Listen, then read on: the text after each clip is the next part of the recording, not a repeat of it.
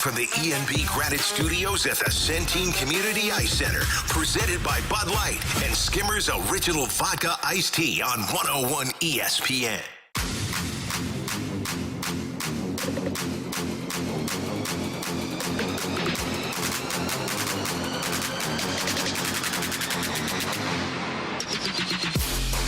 Let's get nasty on a MLB trade deadline Monday. It's the Fast Lane on 101 ESPN. We are at Centene Community Ice Center. Jamie's got his Synergy hockey camp rolling. Yes. One of his camp locations is right here at Centene Community Ice Center. So we're here all week and looking forward to a fun one, especially today as we draw closer and closer to the 5 p.m. Central Time MLB trade deadline. Always a fun day, even if the Cardinals aren't highly active. What? It's fun anyways. It's fun to You're speculating. To watch the Dodgers get Scooble, that's fun for you. Oh, we'll get into that. I'm just trying to find the fun. Cardinals lie dormant so far. Everybody else is doing things, and you're having a fun day. We're not dead. Oh, not yet. Maybe they waited for us to Everybody get on has time. I think Chaim Bloom said, let's wait till these guys get on air. Centene get on air, then we'll start making moves. Yeah, that makes a lot of sense. Yeah, that checks. If you're just joining us and you're like, hey, what's the latest? Nothing. Cardinals have yet to make. Hang on, a move. let's go over all the Cardinals trades. Yep. And there's. All right, we're good. Did you carry the one there? That gets confusing. We start carrying. Yeah, no kidding. There's certainly a lot of trades that are happening right now or have gone down. A couple of big names have been on the move, and we'll certainly get to all of that throughout the course of the show. But boys, we got Cardinals-Yankees tonight in the Bronx. And I believe your dad's going to be at the game. No. Did you get him VIP tickets? Nope, I didn't. I bet they're cheap in New York. I'm sure they are. Yeah, I'm sure they A are. guy like you got the penthouse in New York. Does your dad stay at the penthouse on game days? Every once in a while he will. Yeah, Okay. every once in a while he will. Yeah, I don't That's let him. nice of you. I don't let him take the. Do you private make him jet. pay the cleaning fee for the Airbnb? Of course. Yeah, that's nice of you. Yeah. Jeez. I mean, if I'm not using it, he's using it. It's his mask. He should clean it up. Yeah, but you think. Like, come on. Yeah. No, you don't care? It's all about accountability, even with my mom and dad. You're not wrong. Yeah. Good habits. You guys want to play a lineup game? Let's go, baby. Whoa.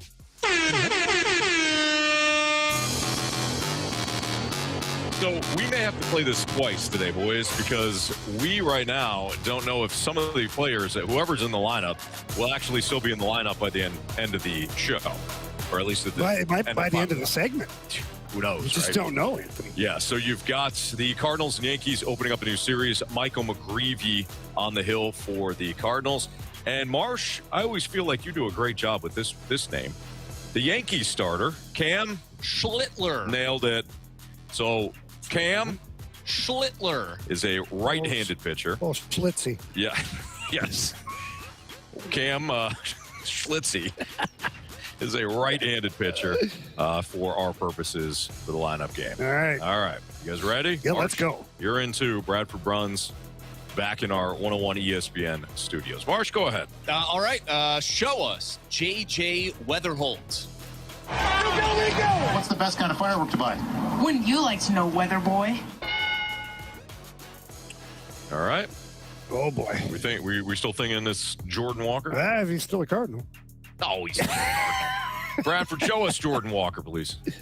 That one touched the ground. That one touched the ground. Yeah. What's going on there? I'm just fixing something that's been bugging me. Wait a minute. What have we here?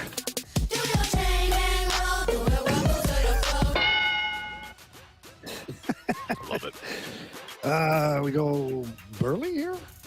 Assuming he's still a Cardinal. He's popular He today. is for now. He is for now. They're courting him. Yes, they are. Not because he's a St. Louis star, Marshy. He certainly is. Yep. All right, show us Alec Burleson. He's not some magic star. What? You're insane. He's a huge star at this specific sliver of time.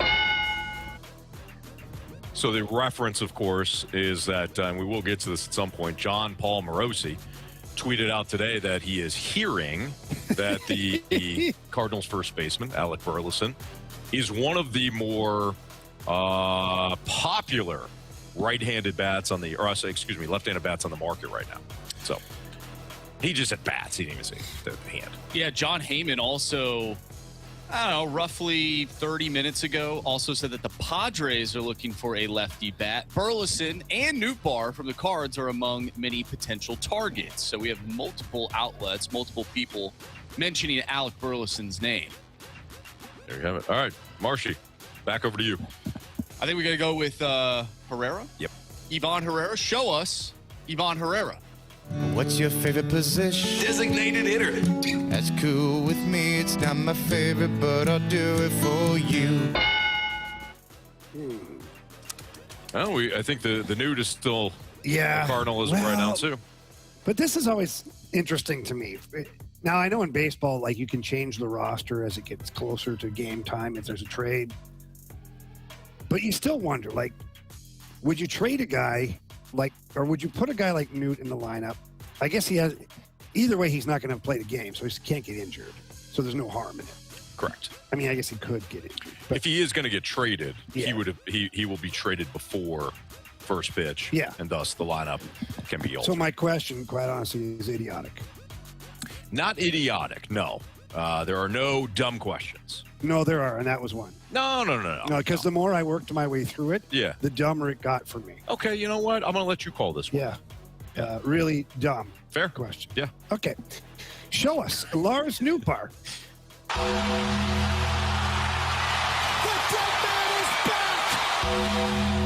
I'm sorry. I just forgot. Is that a reference to him forgetting how many outs there were? Oh, that's pretty good, Bradford. dude, I was watching that game, and when that happened, I was like, I can only imagine what is being said right now on air. We were not happy. Carey was disgusted. Carey was Thursday, disgusted. right? Yes. Yeah, that was Thursday. That was during our show Thursday. Carey, a well-known Dodgers fan, he was now. furious. He almost ripped the mic off. Yeah. We got a funny one from the 618 here, by the way. Says, how hilarious would it be for today, the Blues go and make a huge trade for like Nikishin or something. Cardinals trade deadline day. Blues announce big trade. Take that, Cardinals. Doesn't it seem like the Cardinals are always trying to like one up the Blues? Yes. To do something. Yes. Yeah. All right. All right, Marsh. Yeah.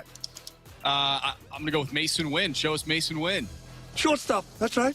Now and forever. Forever and ever, shortstop. We aren't in the top 10. Wait. This is bullshit. He's the best in the business. Best arm in baseball. By the way, what did you think of Lars Nootbaar leading off yesterday? Yeah. I felt he was conceding, but worked out. You know, the other thing, too, is the offense has been so just dreadful that I get it. You're trying to spark. Yeah. But, all right, Nathan Church here. 7th. We're at 7, 8, 9. Yep. We just said a righty. That would make sense. Yeah. Show us Nathan Church. I believe in the Church of Baseball. I've tried all the major religions and most of the minor ones. By the way, that would have been a remarkable catch over the weekend. That was, I mean, one of the better efforts that you're going to see. Full out. Then when, of course, you get the ball pops up. But you make that play, you got to finish it off. yeah, you know, Bottom line, it's Jamie. like a receiver diving in the end zone, huge play, Sure. and the ball bounces out of their hands. Yeah. You got to squeeze the ball You tight. got to come down with it. You got to grab that ball and squeeze it tight. Make sure you don't let it go. Correct. You know who wouldn't let that ball go? Who? Sonny Gray. Always had it on his hand. Unless Yeah, his that's hands true. are sweaty. Yeah, then he doesn't want it. Then the Very balls, true. they slip all over the place. That's correct. Yeah. It's Blaze Jordan, you think? I here? think so, Or because you want to rest the Ferminator, right? No, I've heard his name in several rumors today. I have not. Yeah. I feel like, let's take a step back here. All right. I feel like he would actually be a pretty good bat for some team like trying to make a playoff push, Marshy, just to have him on the bench. No, that's a Cardinal. Okay, that's Don't you think? I think he's the perfect guardian. I agree. of what? Cleveland. Oh, that Guardian. Yeah. Not. I was like, I don't think he's all that tough. Looks, I mean, he's in pretty good shape. Well, you don't have to be like a physically tough guardian. Well, the to be Guardian's guardian. eye picture Mhm. are like someone that you leave like your entire family with, and you're like, hey, you're the Guardian. Like, Gotcha. if anybody comes in here, you rip their face off. You gotta slaughter. Yeah, don't ask questions. If they break the plane into the home, it's going to my guardian. You're Bruce Banner now, which is fine. But people break through that door, we're going to need you to be the Hulk. That's what you're saying. Yeah, like no questions asked. Yeah, okay. By the way, speaking of beating people up, did you guys see the video? I think it was John Boy that posted it of this guy. I forgot what league it was. Maybe it was in Mexico or something.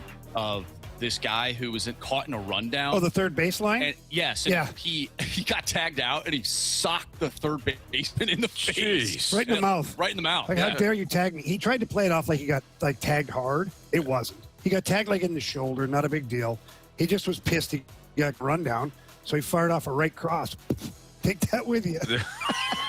Danry Vasquez, I believe, was his name. But in that moment, I was happy.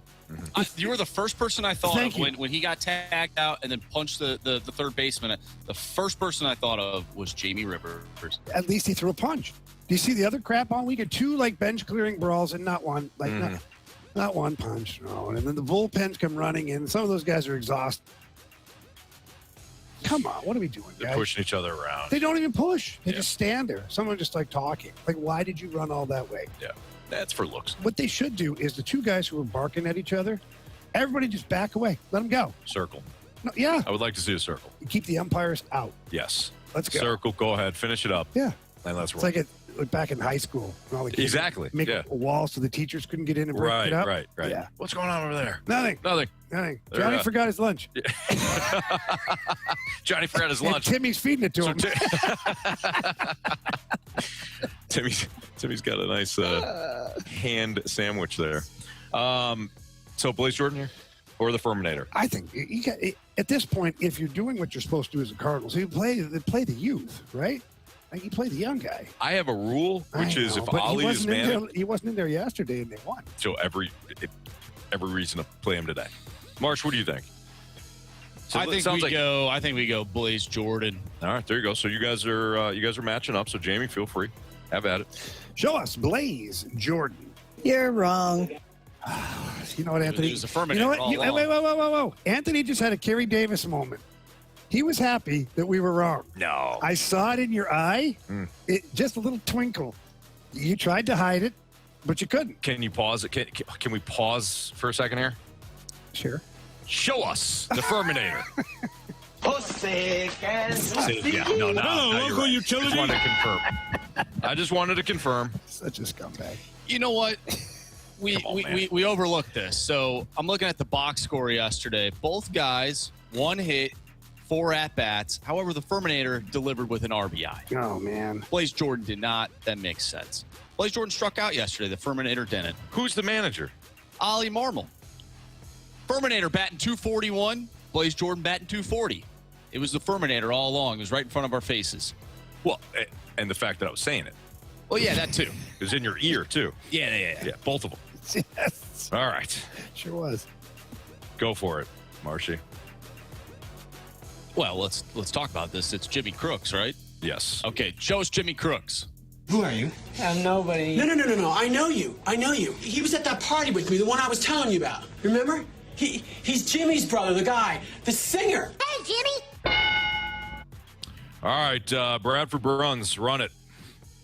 All right, guys, the Cardinals' initial lineup for tonight's series opener in the Bronx. J.J. Weatherholt is your leadoff hitter and second baseman, followed by the right fielder Jordan Walker. Alec Burleson, your first baseman, designated hitter and cleanup man Ivan Herrera. Lars Nootbaar in left field, shortstop Mason Wynn, center fielder Nathan Church, Jose Fermin manning the hot corner batting eighth, and your catcher and last place hitter is Jimmy Crooks. Back. Stay fair! Stay fair! Go foul! I don't believe what I just saw! Home run! All right, Marsh, I'm assuming you're still in first here. Well, sure thing, Anthony. Well, happy birthday, of course. All right, let's go with Jordan Walker tonight. Okay. Go ahead and give me Alec Burleson. Yeah, if he's still around. I'll be there. Yeah, give me a lefty bat here today. Give me that J.J. Weatherholt. Who does Carey want? Mason Wynn? I think he's been high on Torres lately. Torres off the bench. Carey wants Torres off the bench. Bradford, complimentary selection. I'm going to take a real gamble here, guys, in more ways than one, provided Lars Nootbaar is on the premises. He goes yard and ups that projected number of home runs for the season to 6.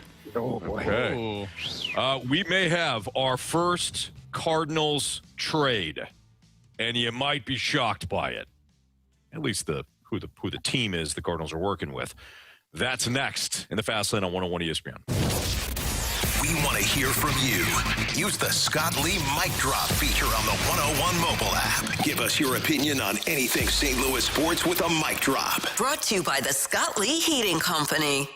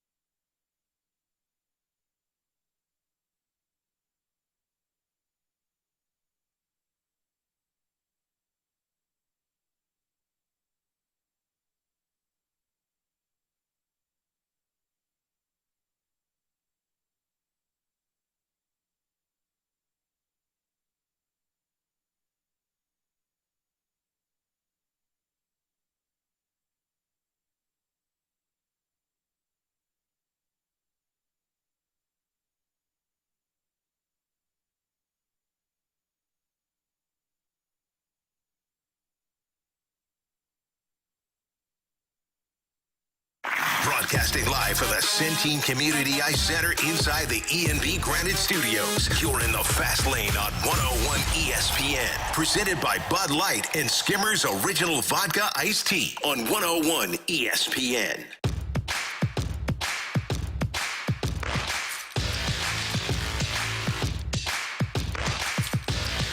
All right. We may have our first Cardinals trade of the day. 101 ESPN breaking news alert.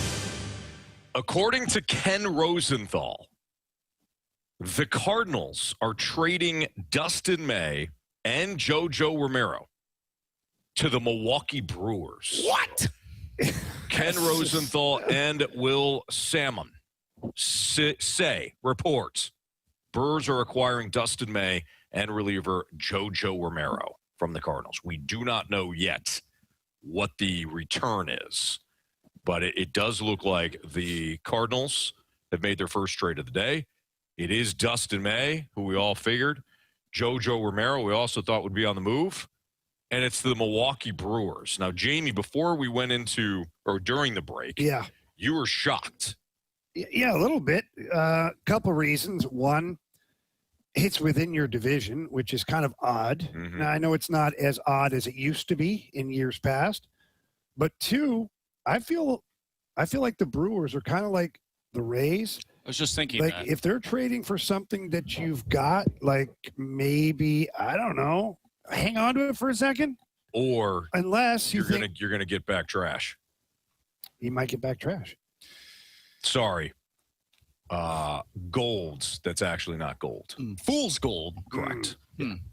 It just seems like a very odd trade. You don't feel that way? Well, I mean, I don't know what the return is, so it's hard to comment on that. Sure, but let's just deal with it. Is very unusual for any team to trade within a division. Yeah. In any sport. Does it happen? Obviously. We saw the Red Sox and Orioles make a deal today for Adley Rutschman. Hell, we saw the Red Sox and Yankees. They've made trades before. It is, again, it's very rare. Am I disturbed by it by any means? No. These two are rentals. For sure. And I'm very intrigued because of the farm system that the Brewers have. But to Jamie's point and to what you just said, when you make a deal with the National League Rays and the Brewers, you wonder, because the Cardinals have been screwed in the past, you wonder, okay, like, what are you actually getting in return? Right. So I almost want to see what the return is before I make any conclusion to how I feel about said trade. We've all, and Jamie, you certainly from a business standpoint, you have, but we've all purchased something before from a salesman in our time. There are certain salesmen where I look at them and I say, you're screwing me. I just don't know how. Your lips are moving, therefore you're screwing me over. You're screwing me over. Yeah. I don't know how you're doing it, but I know you're doing it. Yes. You have a deal. Still, though, you have a deal. That's what it's like working with the Brewers and the Rays. Yeah. You're screwing me, Brewers. I just don't know how yet. Or when. Yeah. But in terms of like these two pieces moving, the Brewers are so far ahead of you. It's really not going to matter. You wouldn't have done this if you were in the wild card, like firmly in the wild card race, or having any sort of chance to catch Milwaukee. But you're not. You're not in that spot. Yeah. And again, these are two rentals at the end of the day. If this was the best return and it just happens to be from Milwaukee, then you take it. Well, and I think that's what I'm curious to find out too, is the return, because although you might think you're getting fleeced, what if Chaim Bloom is the guy in this situation that has got the intel on some prospects that they really liked maybe before from a past regime that he was with, or whatever it is, maybe this is an opportunity for the Cardinals to get, the advantage in the trade, because it kind of feels like the Brewers might be thinking they're a contender this year. Now, it's hard to imagine anybody thinking that when you're the same league as the LA Dodgers. What have they done? Yeah, well, they pretty much whatever the hell they want. Yep. But the Brewers last year ousted by the Dodgers, and maybe they're thinking, hey, we need more help in the pitching area, so let's go get two guys, rotation, bullpen, couple of good arms, and let's see if we can't make a run at it with our above average team against a bunch of superstars. Yeah, very true. We got a text. It's spot on. We got a text from 618. Chaim just committed his first faux pas, just saying, how can you help a team you are chasing? I mean, you just mentioned it. The Cardinals are 14 and a half games behind the Brewers. They're only 125-game winning streak away. And it starts tonight. With all due respect, and remember, I am saying, and with all due respect, saying that the Cardinals are chasing the Brewers is like saying that I am chasing a healthy Tyreek Hill in a race. Like, it ain't happening. Reality, his legs messed up. Again, a healthy version of Tyreek Hill. Yeah. You know, he's probably still pretty fast. He's still probably pretty fast, even on one leg. He may not have the power, but I bet he can still go. So, you're chasing them. That you're not. You're 14 and a half games back. You're not going to catch Milwaukee at this point. It's not realistic. As far as helping them, it's not as if you just gave them Dustin May and JoJo Romero for nothing. We don't know what the return is, but this isn't charity. It's not as if the Cardinals are just saying, here's your two guys to go out and not only win the Central, but also win a playoff series or two. Win it for the division. You have to. One would have to assume, though, that if Chaim Bloom is trading both Dustin May and JoJo Romero, the return has to be good. Like, it'd have to, because you're trading. Like, it's a package. If it was singular deals where it was Dustin May to Team X, JoJo Romero to Team Y, like, okay, the return was fine, but you're doubling up here. You're helping the Brewers in two ways: the rotation and the bullpen in one swoop. Yep. So I'm going to give leniency to Chaim Bloom here because he hasn't made, in my opinion, he hasn't made a bad deal yet. Yeah. Everybody makes a bad deal, but this one here feels like it should be a really favorable deal for the Cardinals. What we do know is you can't say it's a bad deal when we don't even know what the return is. You can't say that Chaim Bloom has made a mistake just because he traded with the Brewers. If you get prospects that help you down the road, that is why you make trades. But it depends on the level of prospect too, Anthony. Oh, totally. If you get a 20 to 40 prospect from some team, I don't know if that guy or that person's going to be playing in the majors anytime soon or ever. When it comes to the return, though, would it matter either way because of the contracts? Like, I know you just brought up it's a deal, so where it's a package deal, now maybe your expectations for the return changes as opposed to if it was just a singular deal. Like, would your mindset be any different? I think mine would if it was a singular deal, but I think I do have some expectations. Yeah, but because it is a package. And we also have to remember that it's a rental. For sure. Both guys. So the price for rentals is a lot lower than if you had two guys you're sending there with team control of any kind at all, or on contracts that were still, for sure, out there. That return would be a lot bigger. Yes. So maybe we should taper our expectations until we see what the exact return is. Exactly, Jamie. I mean, what Jack Flaherty was a rental when they dealt him, and the return was, it was fine. They're not. They are trading guys with expiring contracts, so I do think it's something at least, right? Yes, but this is a very Brewers-esque move, is it not? I mean, this is. It has me uncomfortably worried. And I guess let me rephrase that. I mean, from a standpoint of, if the Brewers are doing something like that, what do they know? Like, what are they seeing in both of these guys that they think now is going to catapult them to, one, guaranteeing the division, which I think that's probably a foregone conclusion, but two, making them a pennant contender as well? Would you guys say that when healthy, JoJo Romero is your best reliever? Like Riley O'Brien's your closer. Would you guys say that JoJo's Romero, pretty damn good, man? So I would say that JoJo Romero is the Cardinals' best reliever. When all things are created equal, he's healthy. Yes, and I think you even go back to last year. He was better last year. Imagine what he would have fetched you last season. Yeah. Compared to what he's doing now. Maybe the Brewers see something in him where they're thinking, if we can get that version of JoJo Romero, we can maybe compete with the Dodgers and go to the World Series. That's where I think the Brewers are doing. Yeah. If we get Dustin May, the guy that pitched against us, and almost threw a no-hitter. Yeah. We get that version. I just got to see what the Brewers continue to do today, because I don't think offensively, like, they're there. You look at the Dodgers lineup, and unfortunately that's what we have to do. If you're the National League, you got to go, okay, what do the Dodgers got? You look at top to bottom, that's an unbelievable team. Yeah. And then you look at the rotation now with Skubal, even better. Yeah. And there's rumors out there. I've seen some things that they were still trying to possibly manufacture a deal for Paul Skeens. The Dodgers? Yeah. I don't know why that would be in play at this point. Yikes. But if you're the Brewers, you have to think, okay, we're trying to get some extra pitching help. Yeah. but you still need offense. Well, they're last in the league in home runs hit. And, we've seen the Brewers offense. They can score runs, but when it comes down to the postseason and you need that shot in a game to take you over the edge, we always talk about, well, the home runs, the strikeouts, all that stuff. At some point, you're going to need to hit a home run. And if you're last in Major League Baseball in hitting home runs, this is why this team doesn't ultimately get over the hump. Again, they score runs.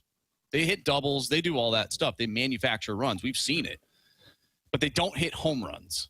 So I wonder if, to Jamie's point, if that's something that they look at. And I don't know. Who was the other pitcher that the Brewers got? Because they also made a move earlier today. They've got a couple of pitchers now. I'll look that up. But anyways, so again, if you're just joining us, Ken Rosenthal is reporting that the Brewers are acquiring Dustin May and JoJo Romero from the Cardinals. We don't know yet what the return is. We don't know. Obviously, it's going to be some prospects, but we have no idea what the names are yet. And as soon as we do, we'll certainly share that. I think the other thing that we can get into next is what does this Cardinals rotation look like now that we know that Dustin May is no longer a Cardinal. We'll get into that next in the Fast Lane, live from Sensing Community Ice Center here on 101 ESPN. 101 ESPN is powered by Kaufman Townsley, St. Louis's injury lawyers. Call 314-777-7777. That's 314-777-7777.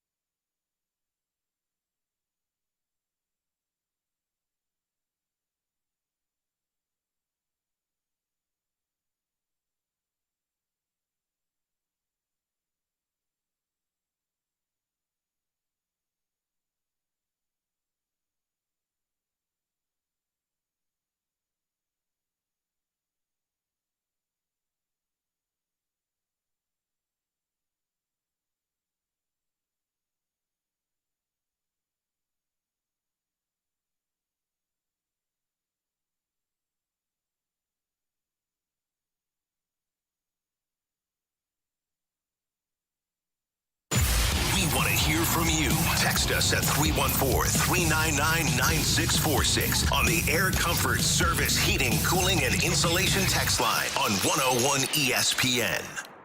101 ESPN Sports Center. Trade winds suddenly blowing for Cards. Good afternoon. I'm Bradford Bruns. Your Sports Center update is powered by Universal Windows Direct. As the 5 p.m. trade deadline nears, St. Louis had remained quiet until 15 or so minutes ago. Ken Rosenthal reporting that Dustin May plus JoJo Romero are Milwaukee-bound. Return package details remaining unknown right now. On-field action resuming tonight. Cardinals-Yankees first pitch coming at 6:05. Michael McGreevy will start against Cam Schlittler, number 36, looking to find those right tweaks after last week's blow-up versus Chicago. College football, Mizzou completes its first fall camp practice. This Sports Center update was powered by Universal Windows Direct. You'll be saying, I love my windows. This is the Fast Lane on 101 ESPN. We're broadcasting live from the E&B Granite Studios at the Centene Community Ice Center. Presented by Bud Light and Skimmer's Original Vodka Iced Tea on 101 ESPN. 1, 2, 3, 4.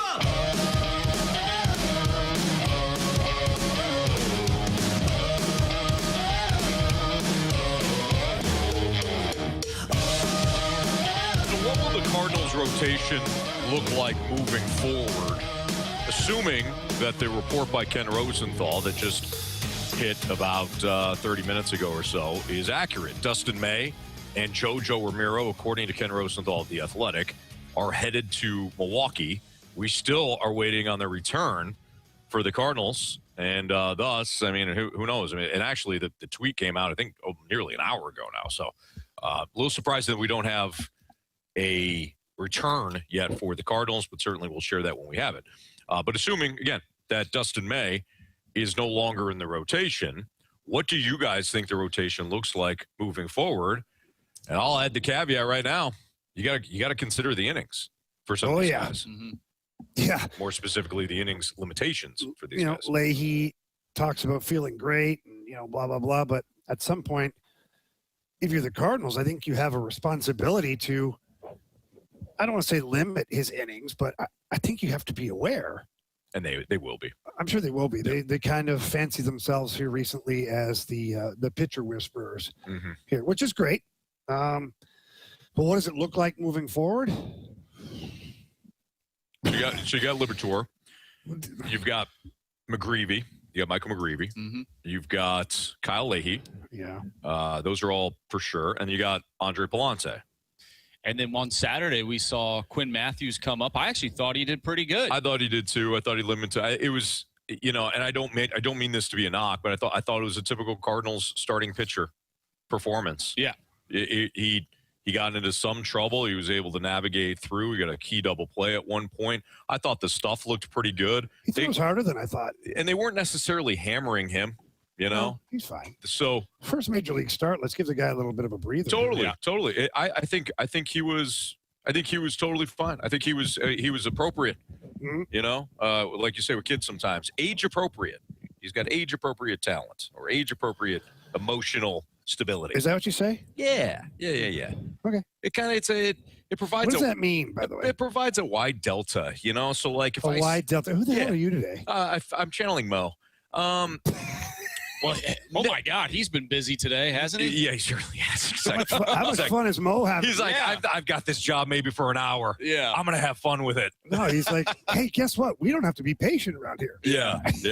But no, it's like your kid's a little bit older, right? So I would expect them to have a little bit more, like maturity. My kids? Yeah, than like the young, than my youngsters. Wait. I have 4 kids. Which ones are you talking about? The girls, of course. Yeah. Okay. Then you're correct. So that's right. Yeah. Age appropriate, right? Yeah. Lincoln's 4. He's got. Well, he might operate at the same level as Ashton and Braden. Oh man, yeah, he might be. They're pretty close. Whatever. We can talk about the kids later. But going back to the rotation, so we got Kyle, we got Liberatore, you got McGreevy, you've got Leahy, you've got Palance. Does Quinn Matthews just occupy that 5th spot, or do you see Dobbins and Matthews? Maybe. I think you pitch Matthews until he can't pitch no more. Mm-hmm. Pitch until you can't pitch. Like, he didn't prove against the Blue Jays that he can't pitch. Right. Run him out there again. Yeah. Run him out there until you see a pattern of where you're like, oh boy. Oh, and honestly, from a performance standpoint, it really doesn't matter. It's just you got Dobbins. Well, it matters too. from his own personal development. Of course, yeah. Like, For us talking about yeah. it's not like you better prove it every start, man. Well, no, maybe, we're not there yet. Maybe they go to a 6-man rotation. I don't think that's a bad idea because they want to start getting a little extra rest for some guys. I mean, I could totally see them doing that to where Dobbins and Matthews get added to the rotation. That gives Leahy an extra day every time through. Yep. It gives McGreevy an extra day every time through. All the guys you need to worry about for innings now get an extra day. Or I wonder if it's one of those piggyback situations that we've seen in the past too, where Dobbins and whoever, it's like a 4 to 5 inning type thing, and that way you save some of your relievers as well. Yeah, that way it's just but you're still guy. rolling out. I like what you're saying, but you're still rolling out the same 5 guys every 5 days. Like they're pitching, no matter what they're pitching to, instead of getting that extra day off. And I don't know how much this matters, but I would like the guys to have starts.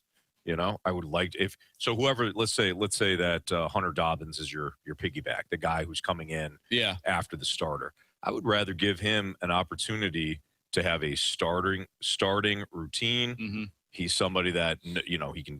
If you view him as a starter down the road, allow him to stretch out like he wants to, warm up like he wants to, prepare like he wants to, as opposed to coming in the 3rd inning or something like that. So Derek Gould just updated his most recent article, which sort of details the Dustin May, JoJo Romero trade to the Brewers. And in that article, it says May is set to be replaced by Quinn Matthews in the Cardinals rotation. And also the return for said trade is expected to be multiple prospects. Okay. So I don't know if that's a concrete answer for us in terms of this rotation discussion, but Derek Gould pretty plugged in with the team. Maybe that is the case. And they just continue doing what they've been doing with Dobbins. And plus, if someone were to go down or you want to give someone some rest, you do have Dobbins for some depth as well. So you don't necessarily have to shoehorn him in there. He could just be continuing to do what he's doing now, which is pick up some starts when you need it. If you have, a stretch of days where you don't have an off day, you plug him in and you just go from there to give some of these starters, some of these arms a little bit of rest. Yeah, no, I agree with that. Jamie Rivers, Andrew Marsh, Anthony Stalter, our guy Carey Davis will be back with us next Monday. He's taking some time off. So you got us 3 for the entire week. And we're going to be at Centene Community Ice Center. We're inside the E&B Granite Studios. If you are here for some camps, like the Synergy Hockey Camp, stop by, maybe say hello, or at least look at us in the class. It's kind of like the nursery. Yeah. when you look by and people like banging, that's mine, that's my baby, that's my little boy, that's my little girl. There are people who come in banging, this is Anthony. Right, exactly. Look, there he is. We should have a sign that says "Don't tap the glass," because one of us could get a little excited or a little startled, like some of the animals at the zoo. No, that's not a bad idea, Marsh. We are. Yeah, but you know yourself, like when you see that sign, you're like, I can't help myself. Do they really mean it?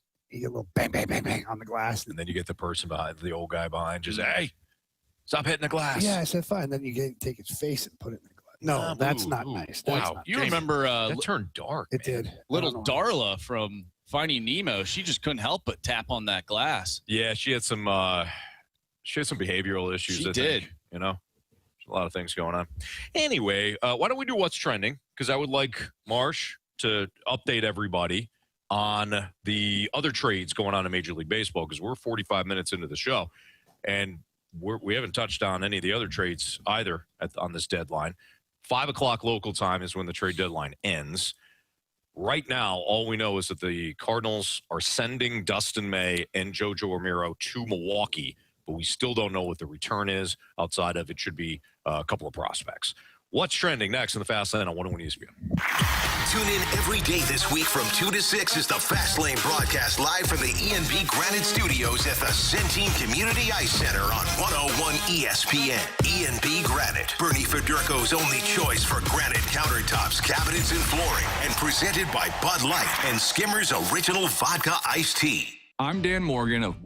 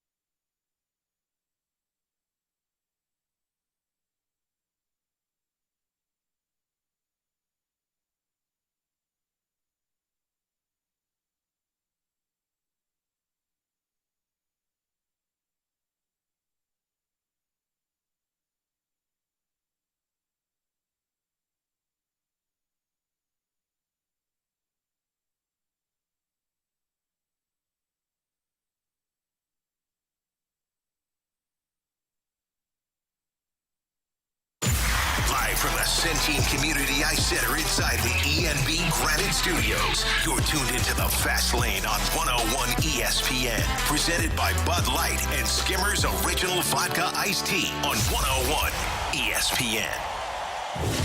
What are the hot topics in the sports world? What in the wide, wide world of sports is going on here? Here's what's trending. All right, Marshy, what do you got for us from the MLB trade deadline, starting with the only local trade that we know of right now, outside of the fact that we don't know the return? Yes, we don't know the return as of yet. I don't even know where to start with this trade deadline. I mean, you have Adley Rutschman going to the Red Sox. The Yankees have Luis Garcia joining their squad. Maybe we'll see him tonight. Probably not. But just so many different trades. The Cubs, they get Kevin Gausman. We haven't even mentioned the Tarek Skubal trade, but that was from a couple of days ago. And that one seemed like it was inevitable to happen. Joe Adell, we'd mentioned Mo making some moves. He was sent to the Cleveland Guardians.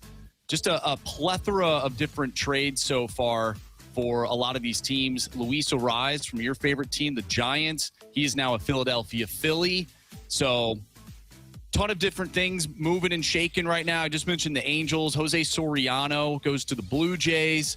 So a lot of fun things happening around baseball today. Specifically for you guys, what trade has really stood out to you that ultimately could make a team get over the hump, essentially? More so probably in the American League. Oh, the American League, man, there's a lot of work to be done. There's a lot of mediocrity in the American League this year in particular. The Red Sox, they seem to be completely revived at this point after going on that heater that they went on, brought themselves right back into the conversation, and now they're adding big pieces to their roster. I was a little surprised to see the Orioles trading Rutschman. That seems a little odd. Like, what did the Orioles have a clue about what they're actually doing? Well, it's interesting. I had the same. Because I keep hearing Jackson Holliday's name. Right. Like, are we going? Wait. Were we too good? We need to go back to that rebuild again? That team right there, I've brought it up multiple times. That team gives me pause for what the Cardinals are doing. When you think of a rebuild, sometimes you just want to believe that, we're going to rebuild and things will be better. We'll be the Houston Astros and we'll go on this dominant run for X amount of years. Or you could be the Orioles, who had like one good year, another pretty good year, didn't do anything in the playoffs, and now they're trading away their future.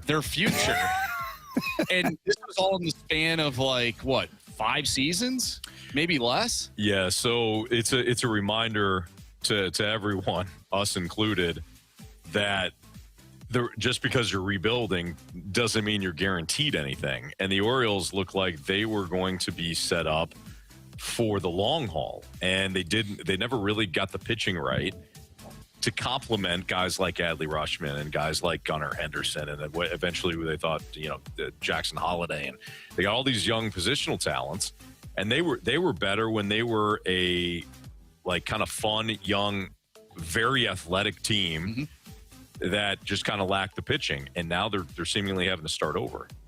By the way, it is what's trending. Katie Woo, who no longer covers the Cardinals, still covering the Cardinals, of course.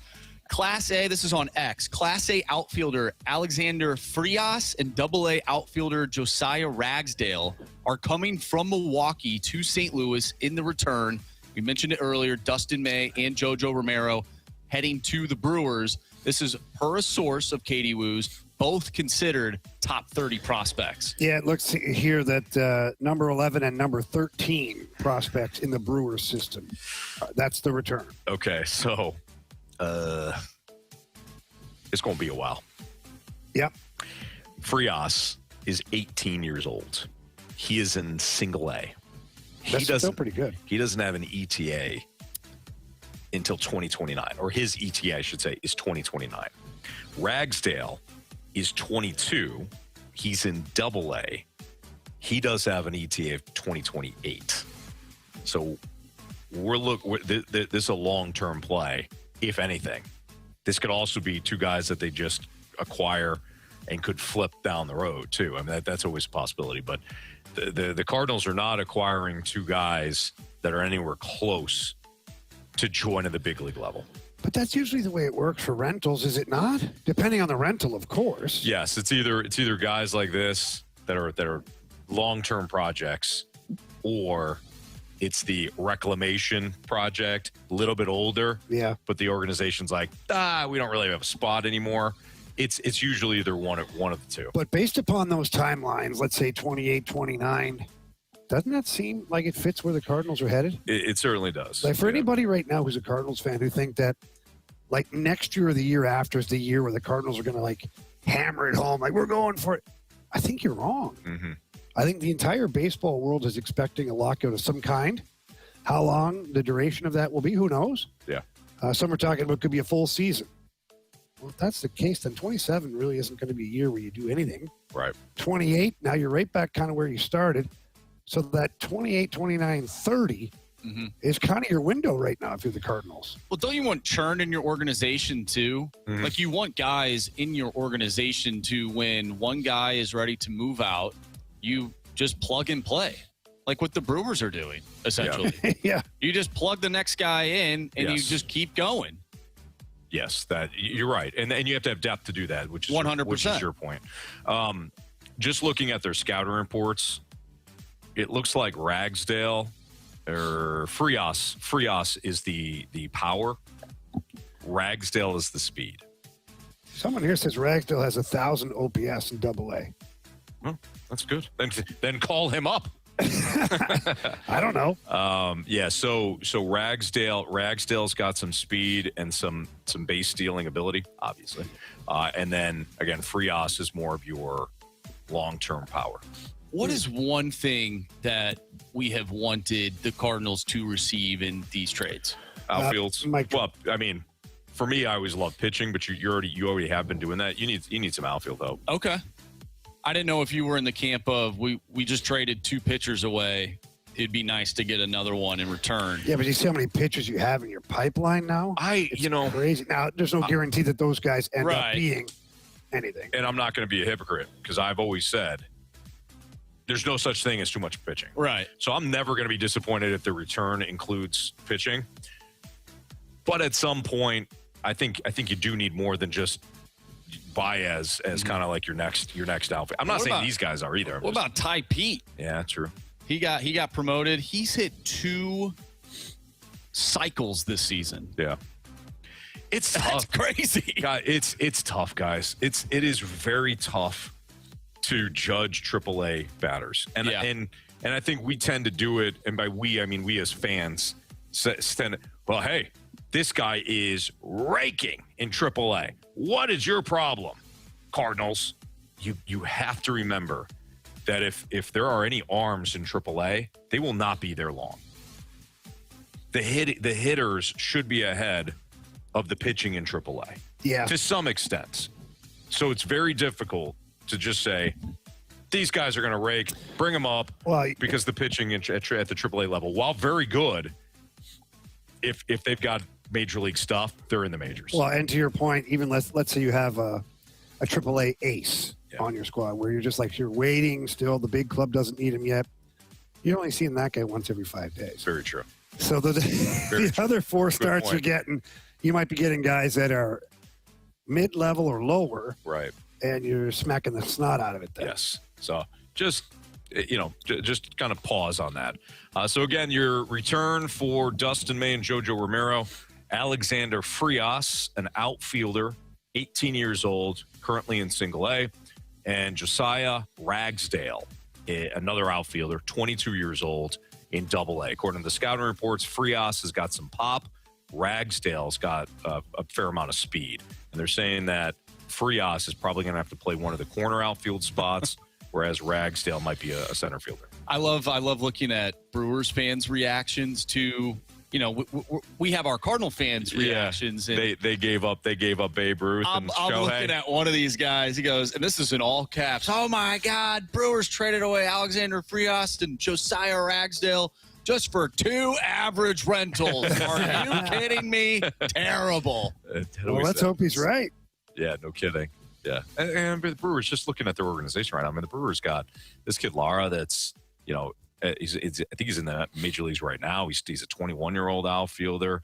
They've got some outfielders. So they dealt from a strength in the minor leagues and got what they needed right now. That's the epitome of what you're trying to do at the trade deadline. All right, it's Fastlane on 101 ESPN. Are the Dodgers ruining Major League Baseball? Of course they are. Ish. We'll get into it next on 101 ESPN. The Spread Zone, where sports betting meets reckless optimism, questionable logic, and the occasional stroke of genius. With hosts Anthony Stalter, Tim McKernan, and Scott Rizzuto. Check out the latest from the Spread Zone at 101ESPN.com or the 101 mobile app. The Spread Zone is brought to you by FanDuel Sportsbook. Make every moment more. Listen up, gents, ladies. If you've been feeling like you're constantly, and I mean constantly, dragging, then you got to go see Carey and my friends at Mentality. 2 different locations, one in Chesterfield, one in South County. And if you're a regular listener, you may hear me say this a lot, but it's absolutely true. If you're fairly new to this, a lot of the times when I love to talk about Mentality, it's coming off the weekend. And the reason for that is we've got a lot of stuff going on. With 3 little kids, a lot of times you've got a lot of moving parts. That all the kids are either in sports or dance, and they've got other activities.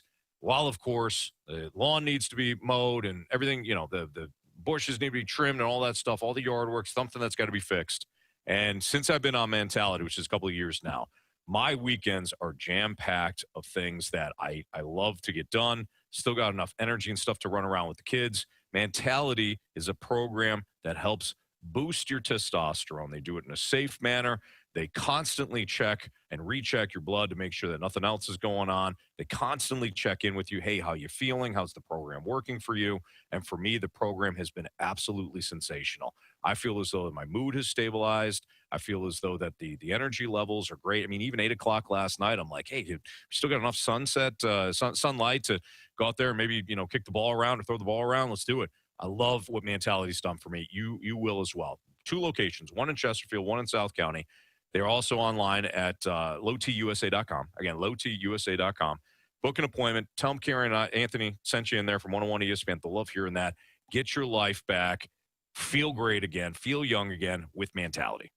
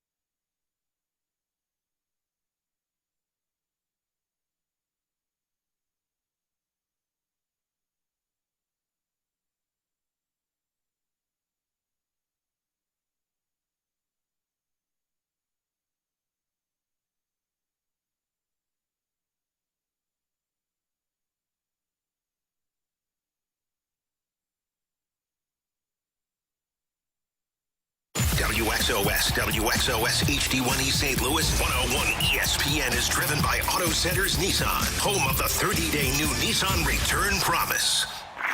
The Fast Lane is broadcasting live from the ENB Granite Studios at the Centene Community Ice Center, presented by Bud Light and Skimmer's Original Vodka Iced Tea on 101 ESPN.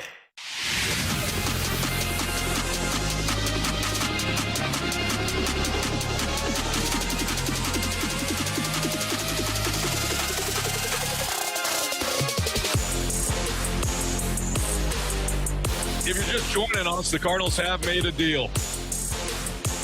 They're sending Dustin May and JoJo Romero to the Brewers for Class A outfielder Alexander Frias and Double A outfielder Josiah Ragsdale. So that's the return. Two prospects, young prospects. One is 18. Frias is 18. Ragsdale is only 22. Both have ETAs that are years off, 2028 or 2029. If you're wondering, hey, what's been the reaction? Some Cardinals fans hate the move just because you're dealing with the Brewers. On the other side, some Brewers fans are like, why did we give up the second coming of Babe Ruth and Shohei Ohtani for a couple of rentals? So it's Major League Baseball trade deadline day, and there's going to be a lot of overreaction, right? So 307 or 308, your time check brought to you by Clarkson Jewelers, an officially licensed Rolex jeweler, with our guy Andrew Marsh and Jamie Rivers. I'm Anthony Stalter. We have not gotten into yet the deal that we saw over the weekend that was probably the least surprising move of the entire deadline, which is that Tarek Skubal goes to the Los Angeles Dodgers. I joked about it a couple of weeks ago, but it was were really, you joking? Nope. It was basically kind of a passive-aggressive joke, but I meant it as well. Yeah. We all knew that Skubal was going to go to the Dodgers, and the reaction thus far has been kind of mixed. It's been a lot of, well, of course, and then there's been the Dodgers are ruining Major League Baseball. I don't think the Dodgers are ruining Major League Baseball. I think Major League Baseball is ruining Major League Baseball. I think what happens right now is that once everybody found out about the Sweetheart TV deal that the Dodgers made with the devil somewhere. Yes. And they're able to just have endless amounts of finances now, basically, because they went through the bankruptcy, they got a Sweetheart deal from the league, and now there's no walking it back. And so now the Dodgers, who have enough money to begin with, are now utilizing a loophole that the league let them create. And I think that's what people are more pissed off about, because Adam Wainwright was on Barstool Sports this morning, and they asked him about this, and he said, look, no, people were just as angry when the Yankees were every year World Series contenders. They were spending big amounts of money. They were acquiring Alex Rodriguez while they still had Derek Jeter. Like, it just like they were killing the housefly with a sledgehammer. But people just say, well, that's George Steinbrenner. That's New York market. They were still like pissy about it. Mm-hmm.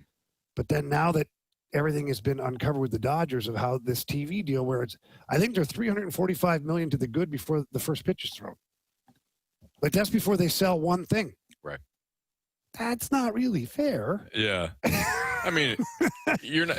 It's not really fair. You're not on the same level. No. And then now you got Tarek Skubal. They have a competitive rotation now. Like, somebody's on the outside looking in. Right. I know right now Ohtani is not pitching currently, but if he and when he starts pitching again, where's the holes? Right. They have two starting rotations. Pretty much. They have legit. They have two starting rotations. Yeah. I take the second one. Put them here in St. Louis. Yeah. Here's the thing. That's how good the other rotation is. Team B is just as good. Here's the thing. We have been here before with the arguments of like, hey, nobody cares when the Florida Panthers are doing their thing and they're winning all the time, or the Kansas City Chiefs are winning all the time. Like, nobody's complaining about that. The Dodgers are winning all the time. True. But I don't see Kansas City acquiring every top free agent that hits the market and makes deals at the deadline, acquiring the biggest name. Mm-hmm. The Dodgers have done so every single time. So to suggest like, well, the parity argument, okay, fine. But the Dodgers acquired who in the offseason? Kyle Tucker and Blake Snell. Anybody remember who the top outfielder or possession player was? Kyle Tucker. The top free agent pitcher? Snellzilla. Yeah, there you go. Okay. Oh, you missed a name. Don't forget Edwin Diaz. Yes, Edwin Diaz. Oh, yeah. He was a throw-in late there. They only gave him $54 million for 3 years, right, I think. Yeah, right. As a closer. So now we get to the deadline, and the Dodgers acquire the biggest name at the deadline in Tarek Skubal. You can't tell me this is good for the game. Actually, you can tell me it. You can't convince me of it. And forget the fact that we're in St. Louis. I really don't care. I don't care. You can't tell me that this is any good for the game. And I hope the Dodgers win it all. I really do. I hope the Dodgers win it all this year and next year and the year after, so we can stop with the whole parity thing. Yeah. Suggesting that the Dodgers, they don't win all the time. I hope that puts an end to it. But this is the problem today, listening to a bunch of people nationally on every network, because I've been trying to stay up to date on everything. The number one complaint, or thought anyways, is that this is exactly why there's going to be a lockout next year. But I paused and I thought about this, having had discussions with Bill DeWitt III and other people in baseball, and finding out that these teams that are not very good, they don't care to be, because they're being made whole anyways with the revenue sharing that the owners do. There's no risk to it. So therefore, I go back to the word lockout. Lockout would mean that the owners are upset with the agreement they have with the players. Right. But if I'm an owner of the A's or the Pirates are pretty good this year, but in years past, the Reds this year, and I'm still profitable, why am I locking out the players? Right. Like at this point, I feel, and in talking to, former players like Kyle Gibson, who's still very passionate about this, Max Scherzer, who's on the front line, all these players who are so angry. Well, why aren't they striking? Because they don't have any complaints. Okay, but no, they do though, because they sit there and maybe not complaints with the pay structure, but they have tons of complaints about the owners, lots of that. But here we are with the owners who were allowed to be profitable, every single one of them, and now they're going to lock out the players. Like, I just treat me like I'm 5 and explain it to me, because if I'm a team where I'm not even trying, I'm rolling out the AAA whoever, the Savannah Bananas are rolling out for my team, and I'm still making money at the end of the year without even trying. Right. Well, I'm kind of like, hey, shh, don't tell anybody. Shh, don't, shh, no. Hey, look over here. Like, don't. But now they're like, we want a salary cap. We want this. Why? I wonder if they do. I wonder if they actually want a salary cap, or if this is. But why are they picking fights then? Well, because I wonder if they want something else.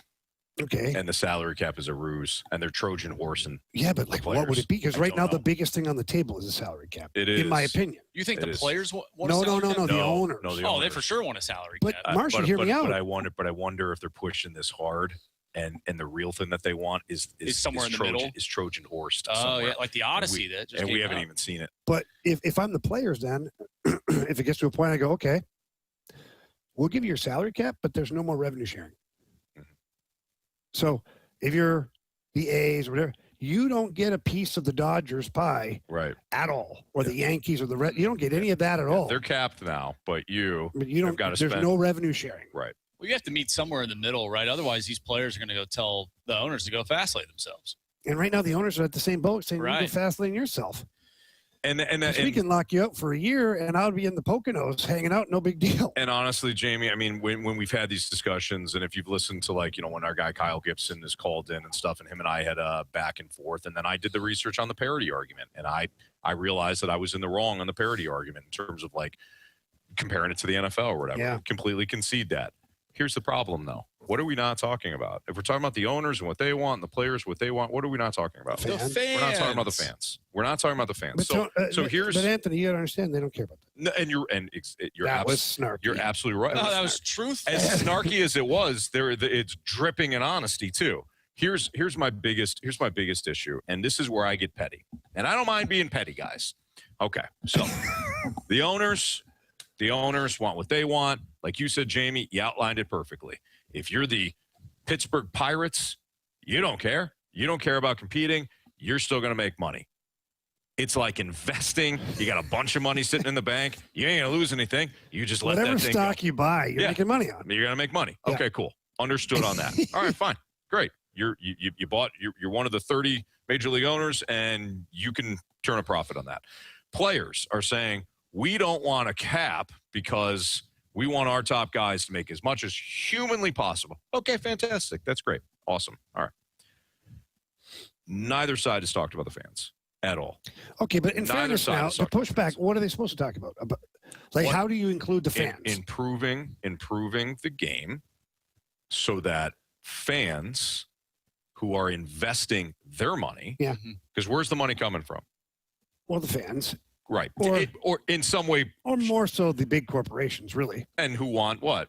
They want, people to buy their products or, whatever, right? But what has baseball not done to improve the game? And I'm just being the devil's advocate here. Absolutely. Pitch clock, you've got ABS, like all of these things. Every year they seem like they're trying to improve the product for the fan. If I'm a Pittsburgh Pirates fan, I have no reason to watch. Paul Skeens, giving you one of the greatest young arms in baseball. Who will be a Dodger in 3 years. But you don't know that. I do know that. Wink. He'll be a Yankee, Anthony. It's not all fans, okay? But if I am, and just going through Major League Baseball right now, if I'm a Minnesota Twins fan, Kansas City Royals fan, and I'm talking about current baseball, okay? Don't go back to 2015 on me. No. Twins, Royals fan, A's fan, Angels fan, Marlins fan. But here's what I'm going to tell fan, you. Anthony, hear me out. Cardinals fan, Pirates fan, Reds fan. This isn't a league problem. Rockies fan. This isn't a league problem. This is an individual owner problem. Because I can flip it around and point to all the really good franchises right now, successful. It's just like any company that if you have a string of furniture stores, and you've got 12 furniture stores, you like 6 of them are super successful. The other 6 have access to the same product, but they choose not to. Who am I blaming? All the furniture stores? No. I have to blame the ones that are choosing not to give you a good product. Fair point. But we're also talking about the environment, right? So let's use football, for example. Would you guys be absolutely shocked if the Cleveland Browns won the AFC North? And I'm talking about absolutely shocked. Absolutely shocked. Given their quarterback situation, yes. Yes. I actually don't mind their roster outside of that position. Okay. For me, but I'd probably be a little shocked. I wouldn't be absolutely shocked if the Browns had a good year and won the AFC I don't think you believe that. The Rockies winning the NL West, my heart might stop if I see that. You know what, though? The Rockies fans, they actually fill that ballpark up a decent amount. Anytime I'm watching the game, like they have a decent amount of fans with all there, due respect, how bad they are. With all due respect, those people are fools. Yeah. Wow, Anthony, we have a big listening fan base in Colorado. I doubt that. I think that if you're Major League Baseball, both the owners and the players, I hope your product eventually becomes unworthy of being watchable. Wow. Well, the thing is, that's the pettiness coming in. Both of these sides probably believe that they are doing what is best for the fans. I highly doubt that. I respectfully disagree with that. You do. You disagree with what? I don't think that they care about the fans. I think they have made themselves believe that they are doing what's best for the fans. Like they are convincing themselves what we're doing right now is best for the fans. As a league or as a singular ownership group? I'm saying, so one side, the owners, they're saying, well, we need a salary cap. That's best for baseball, and that's best for the fans. Whereas the players are like, no, we want the best players to go and be, on the best teams. And, there's parity and there's all these different things. That's what's best for the fans. Look at the statistics. That's what it says. Mm-hmm. This is best for the fans. Whereas the fans are like, none of this is best for the fans. Like not having baseball is not good for the fans, but they are convincing themselves what they are doing is best for the fans. That's just what I think. Yeah. Now, whether or not that is true is a different story. Yeah. But, people can convince themselves that they're X, Y, or Z. But here's That's the hard what I part. feel like these groups are doing. Here's the hard part that the entire argument has, no matter what side of the fence that you fall on, the argument is that, well, baseball, doesn't care about the fans. But then baseball in general says, well, look at all the rule changes that we've made. Look at all the things that we've done. I can't help that your owner sucks. Mm-hmm. I can't help that the manager of your store is terrible. Sure. And that production is down and that you're unhappy with your work environment or the product that you're buying. You're right. But he has every opportunity to be just as productive as the store down the street. And I'm using just that because let's take Major League Baseball out of it, because Major League Baseball, the blanket of it, can only do so much. Yeah. Because the owners aren't little puppets for them where they tell them what to do, when to jump, and how high. Sure. We know There the always size. be bad owners. We know the size of their egos, and some of them we know the size of their pocketbook, and you're not going to tell them what to do. Mm-hmm. Like, look at Cohen. Cohen, all that money, terrible baseball operator. Sure. I'm not saying he's a terrible baseball owner. I'm not. But is that exciting if you're a fan base? Spending all kinds of money, luxury tax, sucking anyways, and then liquidating everything, saying you're doing a rebuild, we're going to build from the studs up, Right. then jumping back in, then falling back out, trading pieces away again. It's just a bad owner. He's a bad operator. Sure. Mm-hmm. Yeah. So the argument for Major League Baseball is that each individual runs their own company here. Right. As an entity, we're trying to improve the game. As an entity, we should be encouraging our owners to find ways to make the fan experience better.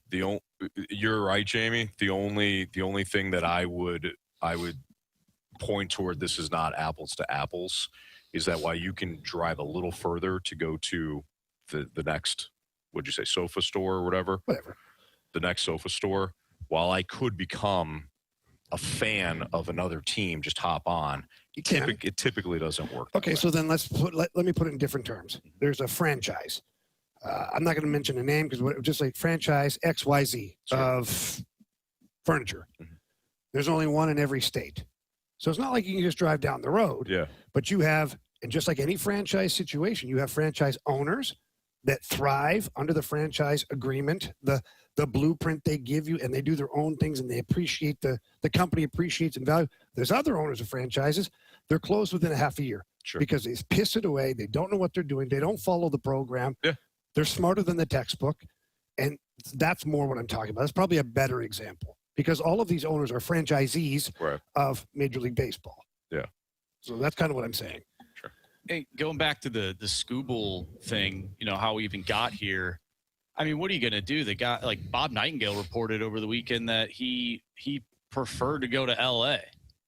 When he hit free agency, he prefers L.A. Yeah. So if you're one of these teams and you're like, well, why did the Brewers not go and get him? Well, are the Brewers going to give up prospect ABC for Tarek Skubal for half a season? Now, you could make the argument, well, that if you're trying to win a World Series, he gives you the best opportunity, and that's a great argument to make.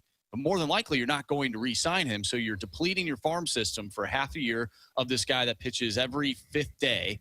In the playoffs, will probably pitch every fourth or third day. We've seen the Brewers do that, CC Sabathia.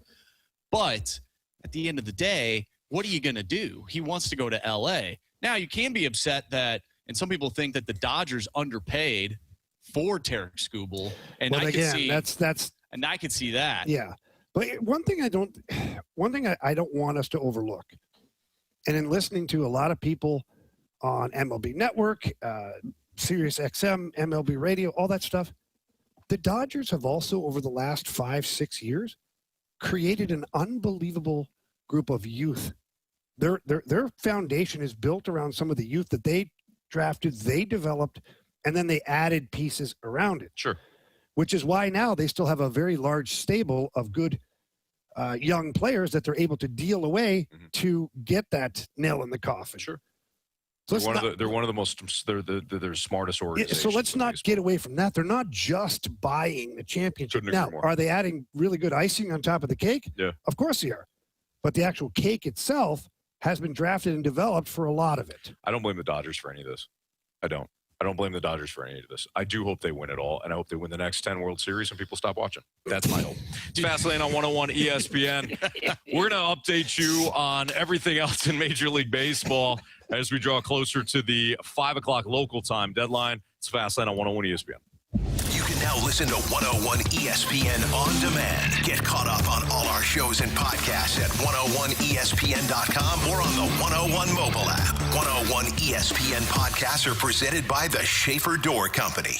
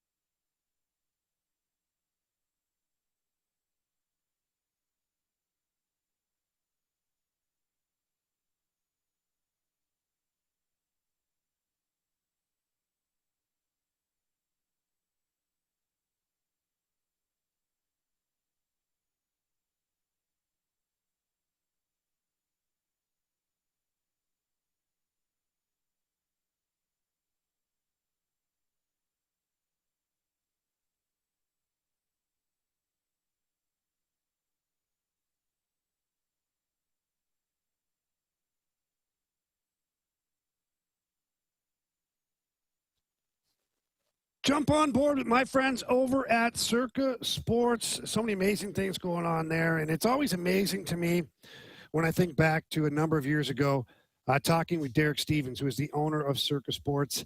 And he described creating a casino in Las Vegas that would have the world's largest sports book. It'd have a stadium swim outside, all of these things. And it was very hard to believe. Well, here we are. He has totally created all of that. And the best part is that the world's largest sports book is now in the palm of your hands.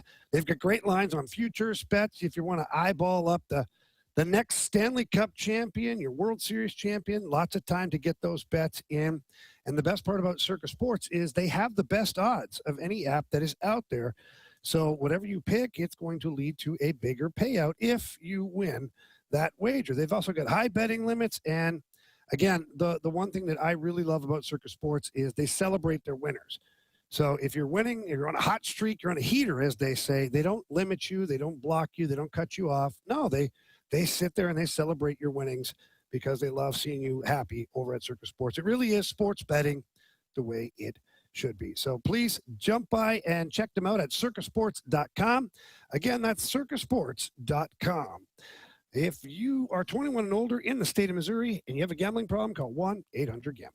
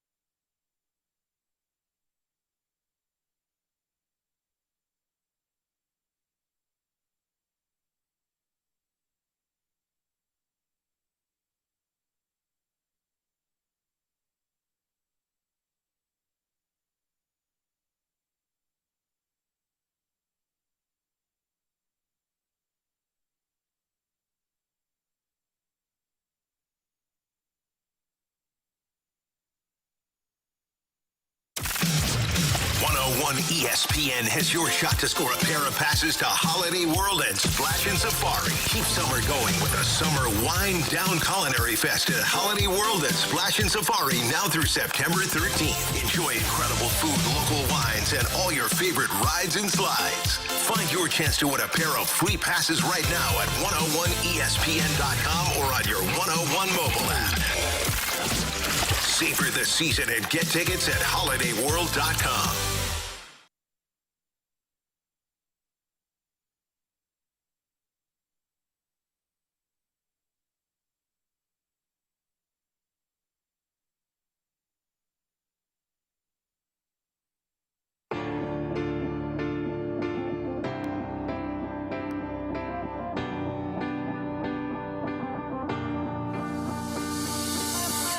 With starting pitchers only able to go 6 innings these days, and then they get a trophy for doing that, I can see them running Dobbins for 3 and Matthews for 3, and maybe switching which one starts the game. What do you think of that? All right, so that was Bud, who left us a Rhino Shield mic drop. You could do so via the 101 ESPN mobile app. Yeah, I think it's a possibility, but that's the way it goes.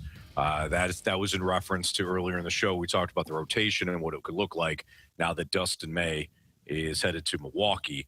The only thing I would say on that, unlike the trophy comment, is when you're dealing with these pitchers for the Cardinals, you have an innings limitation crunch.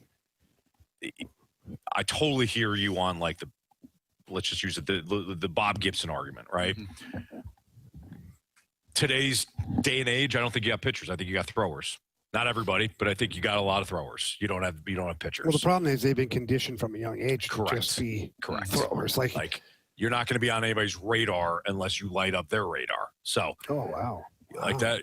T-shirts. You've been on it. Little poetic. You can say he's well rested. Yeah.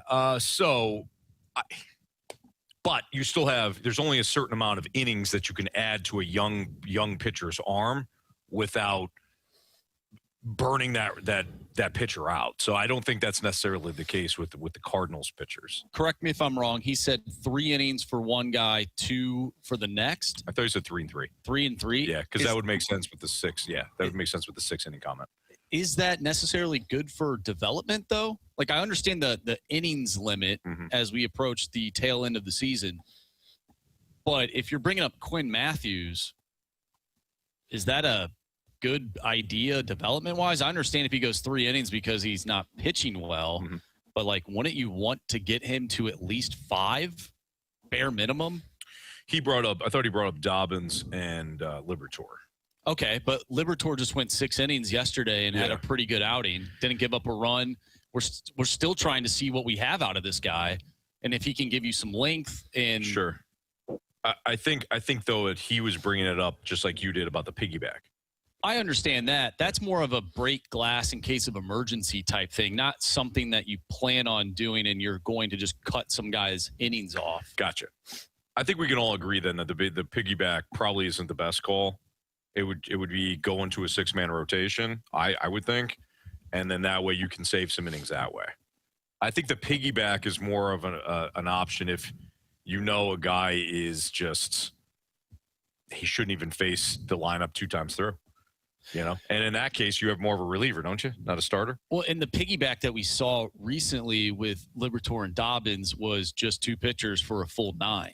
It wasn't to get 6 innings; it was to get to 9 to save some of the bullpen. I don't know. Go if that's as far good. as you can, and then we know we're going to exactly. Dobbins, Not to just get to the bare minimum of what you think a starter should get, and you get that out of 2 guys. Right. This makes me go back to our thoughts last week of wondering if the Cardinals just go, for lack of better words, acquire a rubber arm, a rental, veteran guy. You're not getting anything fancy. Yeah. He can chuck it till his arm falls off, and you plug him into your rotation. Right. And then if he becomes a piggyback guy to where you got to put him in the bullpen, who cares? Like, you really don't care about it at that point. Or if for your 6-man rotation, if you think the innings are getting up there for Leahy and you're a little bit worried, and now you want Dobbins and Matthews in your rotation, want to give Leahy some time off. Maybe you shut him down. Sure. You have Johnny Rubber Arm that goes in there, and you're like, okay, he's fourth guy in the rotation now, or fifth guy. I just wonder if they won't do that on purpose just to get ahead of this. Yeah. I also, I've seen some people out there, even Jeff Jones about 6 hours ago, after the Jose Soriano deal that sent him to the Blue Jays, he was wondering if the Cardinals could or should explore trading Andre Palante, someone who has control.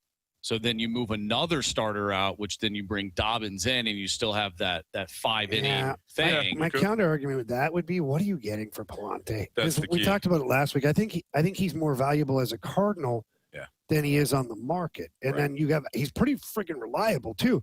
He's a 6 or 7 inning guy almost every time. Mm-hmm. And even as your rotation gets better every year, he'd still be your number 5 guy for a few more years. Sure. To where you plug him in as needed in the number 5 slot, and he pitches 6 or 7 innings for you.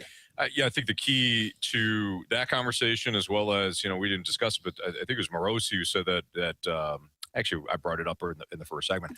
I believe it was Morosi who said that Burleson was going to be a popular bat. Yeah, He said Burleson is one of the most popular controllable bats on the trade market, and that was this morning. And the conversation about whether or not you trade Alec Burleson, I'll say the same thing about him as I do Andre Palante.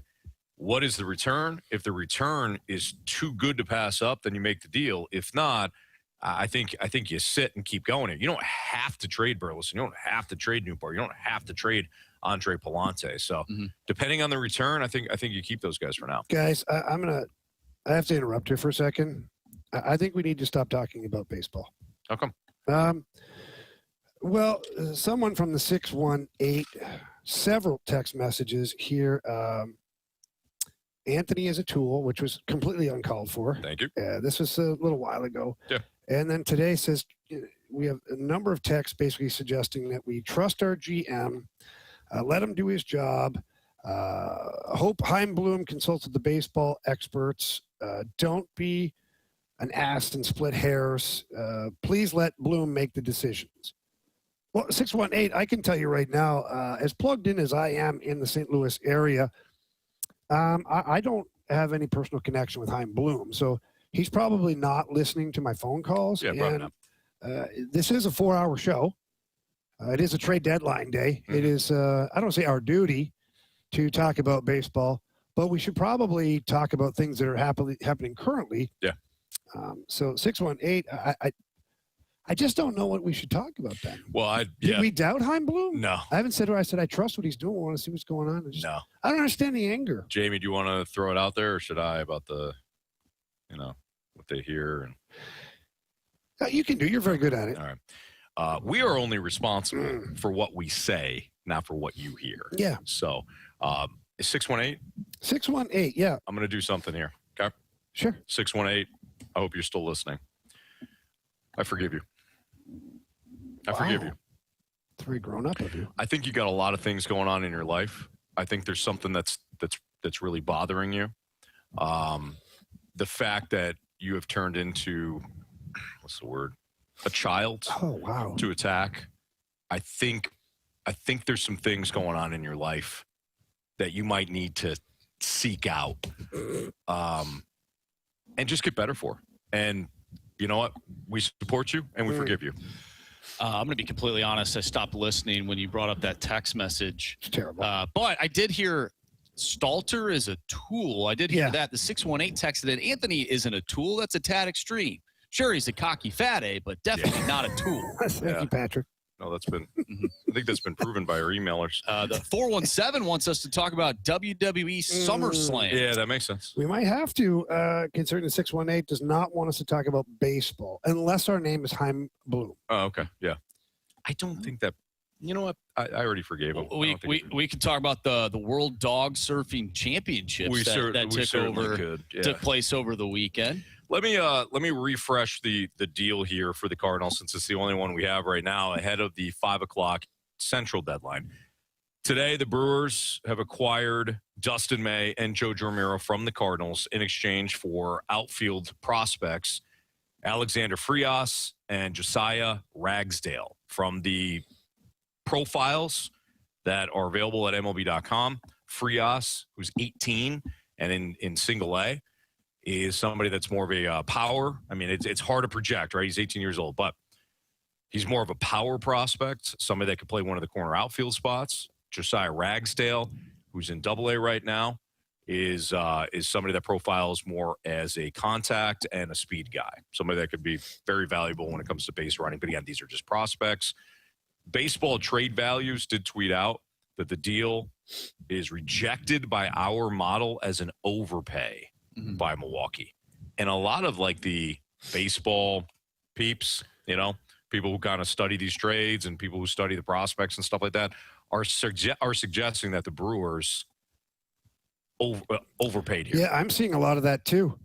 They're projecting that that these guys are going to be like big acquisitions. Yeah. So take that for what it's worth. Cardinals won the trade, at least on paper. Sure. Based upon the opinions so far, yeah. I mean, time will tell, but initial reaction from the so-called the baseball experts. Yes. 618, not us. Yeah. Looks like the Cardinals did good. One thing that I found interesting, and this is going back to last week, BK and Ferrario had Jim Bowden on their show, and he said something along the lines of some teams are willing to essentially, at least on paper, lose a trade if it involves winning a championship. So if you think that Dustin May and JoJo Romero ultimately get you to the World Series and you win that, and you happen to overpay for them, who cares? Right. Well, let's just bring it. Let's bring it home. The Buffalo Sabres traded Ryan O'Reilly, and realistic. Never mind Berglund's football. They got Tage Thompson in that deal. As time goes on, it looks like Buffalo, from a statistical standpoint, won that trade.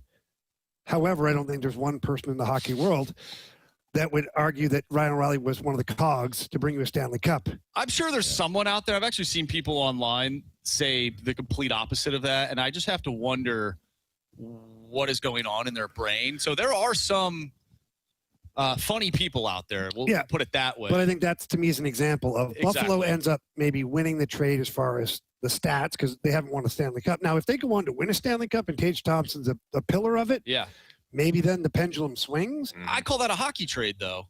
I would agree. Yeah. But right now the Blues have won that trade because they got to hoist a cup. By the way, speaking of hockey, Grant Francis Fan Club texted in. We have people texting in, telling us what to talk about and whatnot. But the anatomy of the draft, the Blues put that out there. Did you happen to catch that? I have not. I've read some interesting comments, like good, very positive comments. Yeah. And I'm a big fan of that behind the scenes I am stuff. too. It's really cool. Whether or not, the teams have ultimate power to edit certain things in and out, it still comes with some pretty raw footage. Which I enjoy very much. I really enjoy hearing the thought process behind what one person thinks. And when they have a debate, it's interesting to hear, each side of the debate. But I look forward to checking it out. All right, it's Fastlane on 101 ESPN. We'll continue to update you on the MLB trade deadline, and we'll dive into it. And within, I don't know, he's in the lineup, and there's an hour and 15 minutes before the deadline. I don't think that this Cardinal will be moved, but his name certainly was popular this morning. We'll tell you who it is. Give you the latest on that next on 101 ESPN. Mad at your dad, not at me. I forgive you. 101 ESPN is powered by Kaufman Townsley, St. Louis's injury lawyers. Call 314-777-7777.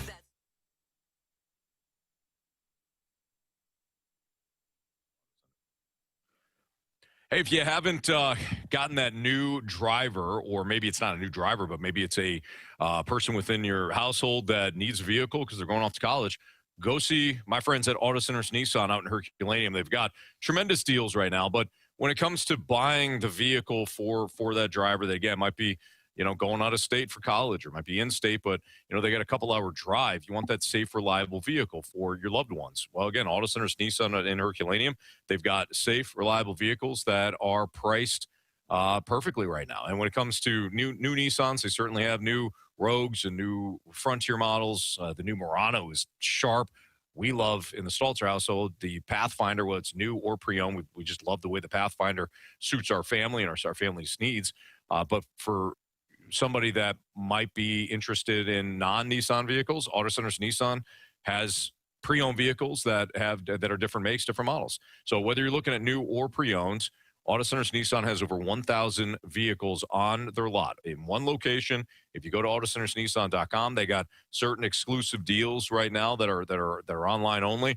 But regardless, if you find the vehicle online and you want to take a test drive of that same vehicle, rest assured that same vehicle will be at the dealership. Other dealerships can't guarantee that, but Auto Centers Nissan does. Tell them Stalter sent you. AutoCentersNissan.com is where you can find them online. Out in Herculaneum is where you can find the dealership. It's Auto Centers Nissan.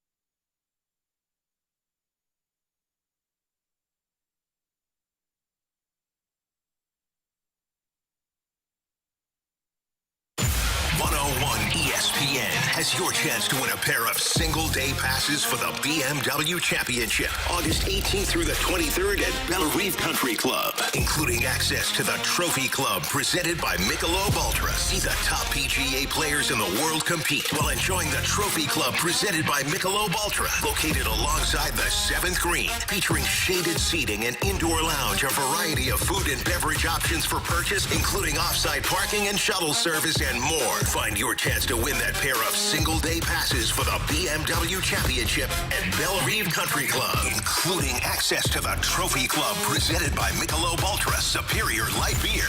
Right now at 101ESPN.com or on your 101 app. 101 ESPN Sports Center.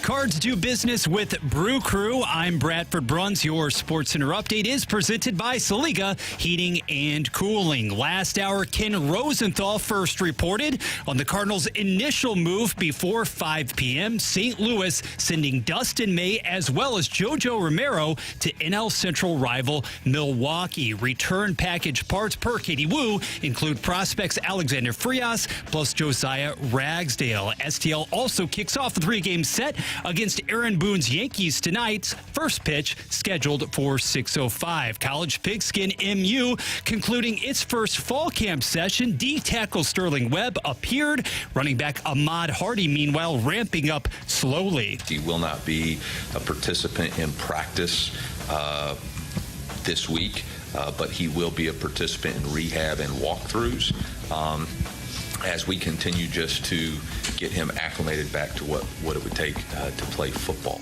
Head coach Eli Drinkwitz speaking Sunday in Columbia. This SportsCenter update was delivered by Soliga Heating and Cooling, a Daikin heating and air conditioning dealer. This is the Fast Lane on 101 ESPN. We're broadcasting live from the ENB Granite Studios at the Centene Community Ice Center. Presented by Bud Light and Skimmer's Original Vodka Iced Tea on 101 ESPN.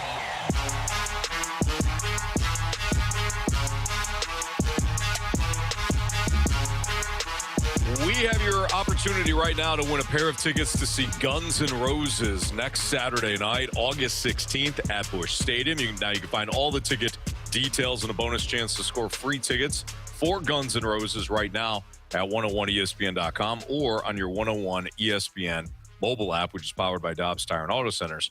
How you can win the free tickets right now, though, is, Marsh, what's your favorite number? My favorite number, Anthony. Yes. We'll go with 51. 51. If you're the 51st texter to the Air Comfort Service text line. 51? That's my hockey number. Was it? Yeah. Really? Yeah. What was the inspiration? Brian Campbell, defenseman. I like his number. There's only one Soupy Campbell. That makes sense. That's Jim. Mm-hmm. Yeah. Anyways, 314-399-9646 is the Air Comfort Service text line. So if you are texter 51, you'll have an opportunity to go see Guns N' Roses next Saturday night at Busch Stadium. All right. Your latest here is nothing on the Cardinals front, although I expected at some point, and I didn't expect it to be this deep into the show, but we expected at some point to talk about Alec Burleson. We saw his name pop up this morning in a tweet. I know that Tanner and Ferrario talked about this, but John Morosi earlier this morning said, heard this today, Cardinals first baseman, outfielder Alec Burleson is one of the most popular controllable bats on the trade market. And I thought at some point we would discuss this. I don't think they move Burley. I don't know if now's the time. I don't know if it makes sense. I don't think that's one of the controllable pieces that you just throw out there on the trade market. Obviously, you field calls. That's your job if you're Chaim Bloom. But I don't see any way that Alec Burleson, who is in the lineup tonight, gets traded within the next hour. Do you guys? I can see why he's a very attractive piece for teams. He's a handsome man. He's a big burly dude. You know, those guys. The man's man. Yeah. Apart from that, he's good at baseball too. Sure. And Silver Slugger last year, moved over to the first base position, has been very good for this team. He's at the top tier of first baseman in Major League Baseball in a number of statistics, and he's got some team control left. Mm-hmm. That's attractive. Yeah. Like to a team that wants that first baseman / DH or even outfield, you know, you can play all three of those. I can see why he would be a wanted commodity, but if I'm Chaim Bloom, I am putting a price tag out there that is so obnoxious that if I get it, not one person in the baseball world will think that we lost the trade. Yeah. Like, shouldn't have dealt Burleson. No, we got a haul over here. Right. Otherwise, I don't know why you trade him. His numbers are good. And to me, outsider looking in, he seems like he is a pillar right now of the leadership group for that team. Just comes across that way. I think Alec Burleson would be a real fine piece for a contender. But, Jamie, you mentioned it earlier. I forgot which player we were talking about, but Burleson might be more valuable to the Cardinals right now in the cycle that they're in than maybe a team that could use another lefty bat down the road in this postseason and more than likely won't win the World Series because the Dodgers are going to win again. Mm-hmm. So I just wonder if the Cardinals look at that and, like you said, he's a pillar if they want to keep him at first base. He's a great first baseman. He's done very well in that transition as a full-time first baseman for the Cardinals. And who are you replacing him with? Blaze Jordan? I mean, he could. But I like Alec Burleson. That's the next, right. That's the next piece of this is who are you going to play at first base? I think the short term, okay, maybe it's Blaze Jordan. Maybe you get, Ivan Herrera up to speed. I don't know. Well, that could be a part of the conversation too. They want to make him go to first base. Right. I have no clue. I don't know if you're quite there yet. By the way, Ken Rosenthal tweeted out about 30 minutes ago that the Yankees are working on a trade for Giants outfielder Heliot Ramos. Sources tell The Athletic. That'd be a nice get. And the Cardinals are playing the Yankees, obviously, starting tonight at Busch Stadium. What do you think of your trade? Your guy, Luis Ariz, to the Phillies. It's interesting, right? So the Phillies, they didn't have a need for a second baseman, but they did have a need for somebody that can just get on base, right? Because they got enough power.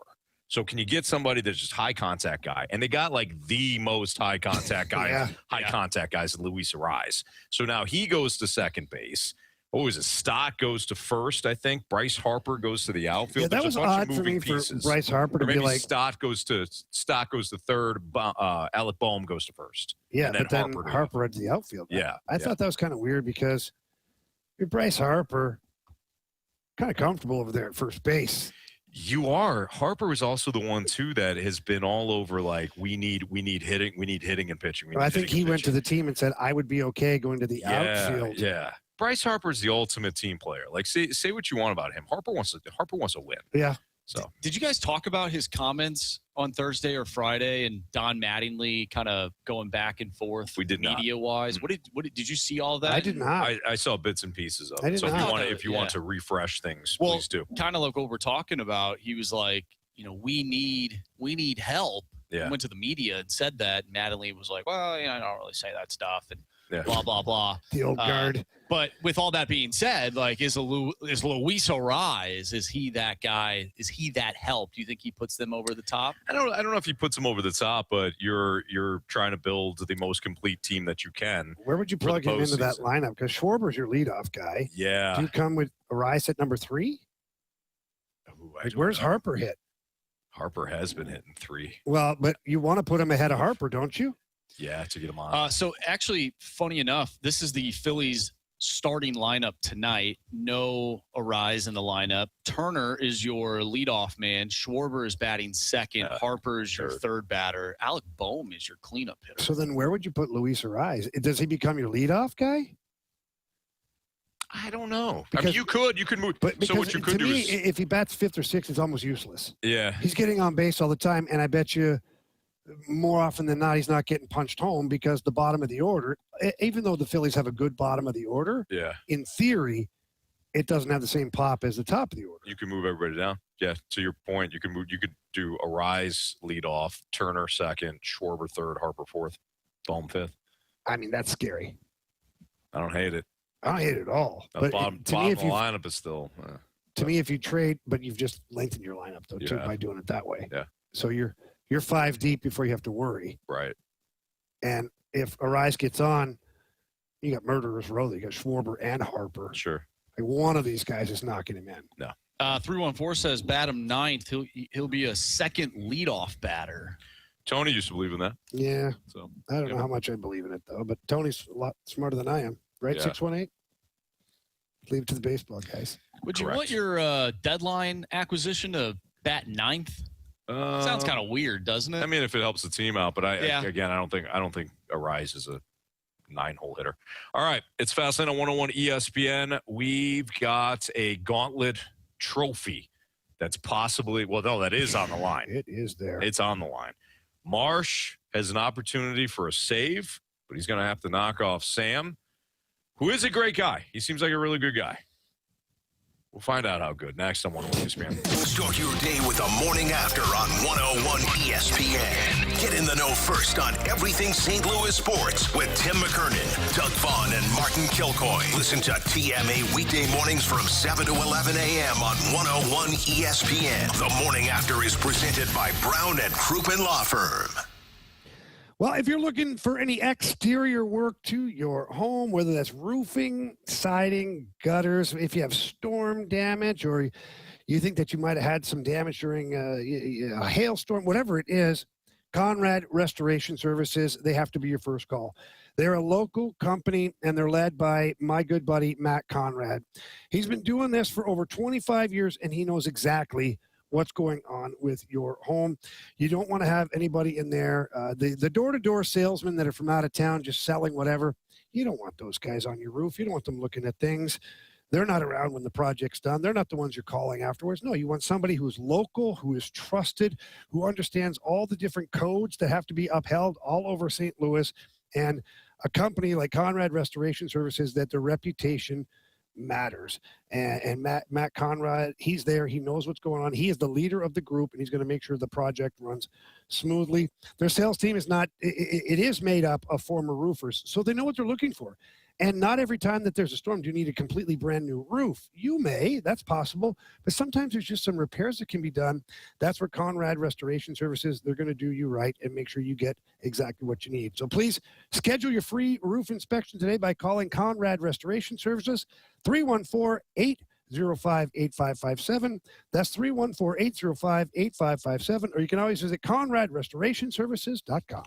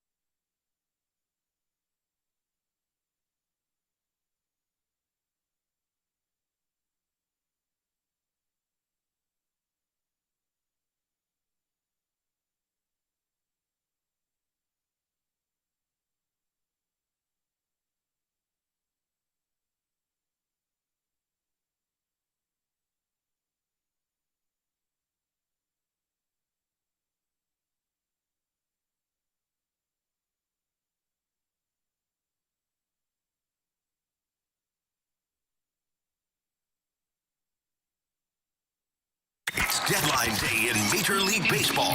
BK and T-Bone will break down the Cardinals trade deadline. Tune in tonight for a trade deadline edition of the Redbird Report. Watch or listen to a special live episode of the Redbird Report with Brandon Kiley and Tanner Hendrickson. Tonight, starting at 6 p.m. on 101 ESPN. WXOS HD1 East St. Louis 101 ESPN is driven by Brown and Crouppen Law Firm. The Fast Lane is broadcasting live from the ENB Granite Studios at the Centene Community Ice Center, presented by Bud Light and Skimmer's Original Vodka Iced Tea on 101 ESPN. 4 warriors, 4 categories, 1 challenger. Can you survive the Gauntlet? Brought to you by Blue Note Roofing. Roofing, siding, and gutters. Visit BlueNoteRoofingSTL.com for a free inspection. All right, Gauntlet time. Championship on the line. 4:08, your time check brought to you by Clarkson Jewelers, an officially licensed Rolex jeweler. We got Sam on the line. Sam defeated Carey, Jamie, and me, setting up a championship bout with our guy Andrew Marsh. Sam, how are you? Nervous. Very nervous. Okay, all right. Well, we got our guy Marsh. Marsh didn't even know that he had to play you today. He was I had no idea. like an hour ago. We told him. We didn't want him getting in his own head. Yeah. You know? No, that's fair. But I've been kicking babies and flipping off old ladies all weekend, Marsh. So. Oh, no. Wow. Now, of course, you Sam. hanging out with Anthony? What? No, I'm just kidding. Sam, of course, knows that Marsh only defeats good guys, and Sam obviously wants a Gauntlet trophy, so he's Pretty decided bad. to do questionable things. Yeah. Whatever it takes, right? Yeah, whatever it takes is right. All right, Marsh, we already know that you're it, so get out of here. I'll head to Just go right there. the cone of silence. Yeah, the makeshift cone of silence out there. Good luck, Marsh. Good luck to you. Thank you. All right, Sam, go ahead and tell Bradford to spin that wheel. Bradford, please spin that wheel.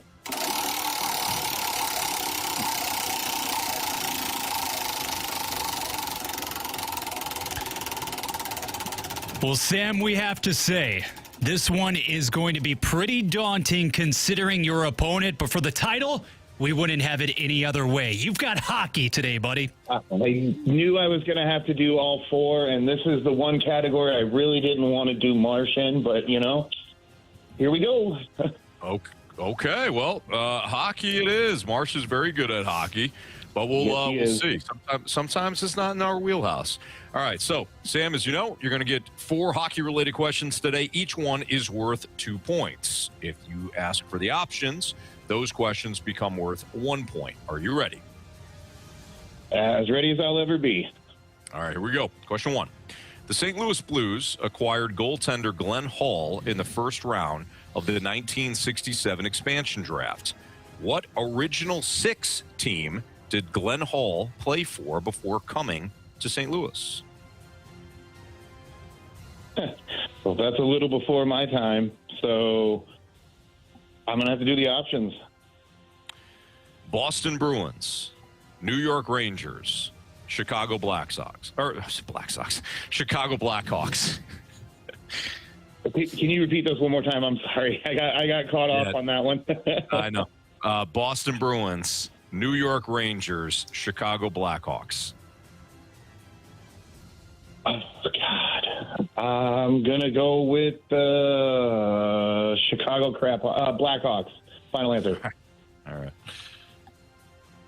Question 2. The Blues recently announced the jersey numbers for newly acquired players, and we learned Connor McMichael will wear number 77. Nick Bukestad wore this number last year, and P.O. Joseph wore it the year before. But can you name the defenseman that wore number 77 from 2020 to 2023? Defenseman for the Blues? Correct. Boy, I'm going to 77. I should know this. I'm going to do the options. Was it Bo Bennett, Nico Mikkola, or Ryan Reeves? Knew it. It's Mikkola. Final answer. All right, question Should 3. have dropped him on that one. All right, question 3. Brett Hull hit his career high in points with the St. Louis Blues in 1990-91 and made the NHL first All-Star team a total of 3 times in his career. How many total Stanley Cups did Brett Hull win? I don't want to use the options here because I know I already know what you're going to give me. Oh, boy. I'm going to say, I feel like it was just the one.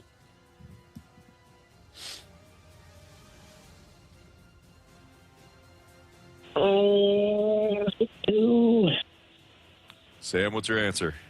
I'm going to go with 1. Nope. I'm going to go 2. Final answer. 2. 2 final answer. Okay. Sorry. I'm nervous. No, you're good. No, you're fine. Yeah. Nothing to be nervous about, buddy. That's right. Question 4. Question 4. There are only 3 teams in history to win 3 Stanley Cup championships in a row. What team was the first team to do it from 1947 to 1949?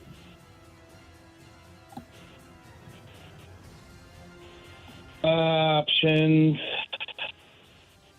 Was it the Toronto Maple Leafs, the Montreal Canadiens, or the New York Islanders? Knew it was going to be between the Leafs and the Canadians. I'm going to say Toronto. Final answer. All right. We'll bring back Martian from the Cone of Silence right now. Sam, how you feeling? Terrible. I feel terrible. All right. Well, we've had a great run here. Let's see if that continues. Yeah, that's what I'm trying to tell myself right now. Hey, Marshy. Hey, what's up, guys? How was the concourse of silence out there? Oh, it was great. It was great. Taking in the smells of an ice rink. Yeah, it's a beautiful concourse. It really is. It certainly is. All right, Marsh, your category today is hockey. Ooh. You do like that hockey? Pack a lunch, buddy. I do like hockey. Yep. Who doesn't, right? All right, question 1, Marsh. The St. Louis Blues acquired goaltender Glenn Hall in the first round of the 1967 expansion draft. What original 6 team did Glenn Hall play for before coming to St. Louis? Oh, jeez. Oh, man. Oh, there's only 6 to choose from. I'll go ahead and narrow those down. We'll do 50-50 if we were playing Who Wants to Be a Millionaire? Bruins, Rangers, Blackhawks. Okay, I was thinking Canadian, so I'm glad I took the options. You said Bruins, Rangers, Blackhawks. Yes. We'll go with the New York Rangers. Why not? Final answer. Question 2. The Blues recently announced the jersey numbers for the newly acquired players, and we learned that Connor McMichael, he will wear number 77. Nick Bukestad wore that number last year, and P.O. Joseph wore that the year before. But can you name the defenseman that wore number 77 from 2020 to 2023? Nico Mikkola. Final answer. Question 3. Brett Hull hit his career high in points with the St. Louis Blues in 1990-91 and made the NHL first All-Star team a total of 3 times in his career. How many total Stanley Cups did Brett Hull win? Well, he won one with the Dallas Stars and won another with the Detroit Red Wings, so I will go with 2. Final answer.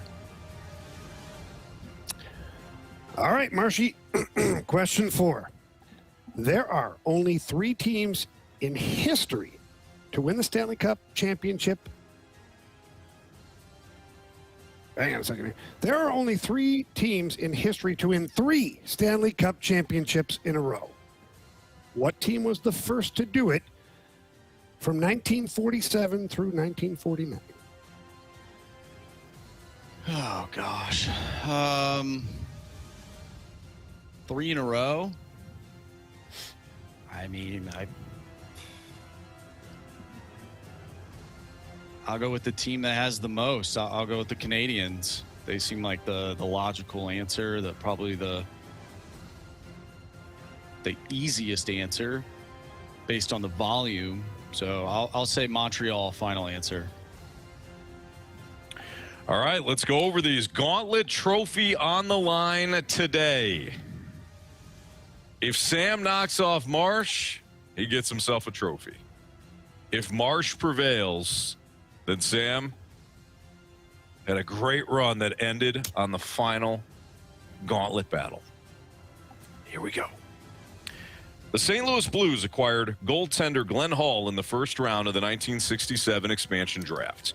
What original 6 team did Glenn Hall play for before coming to St. Louis? With the options, Marsh said the New York Rangers. With the options, Sam said the Chicago Blackhawks. Correct answer is? Well, it's the pesky Chicago Blackhawks. Sam takes a 1-0 lead over Marsh. The Blues recently announced the jersey numbers for newly acquired players, and we learned that Connor McMichael will wear number 77.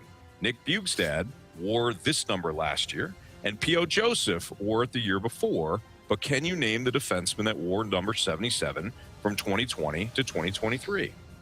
You both said Nico Mikkola. Correct answer is?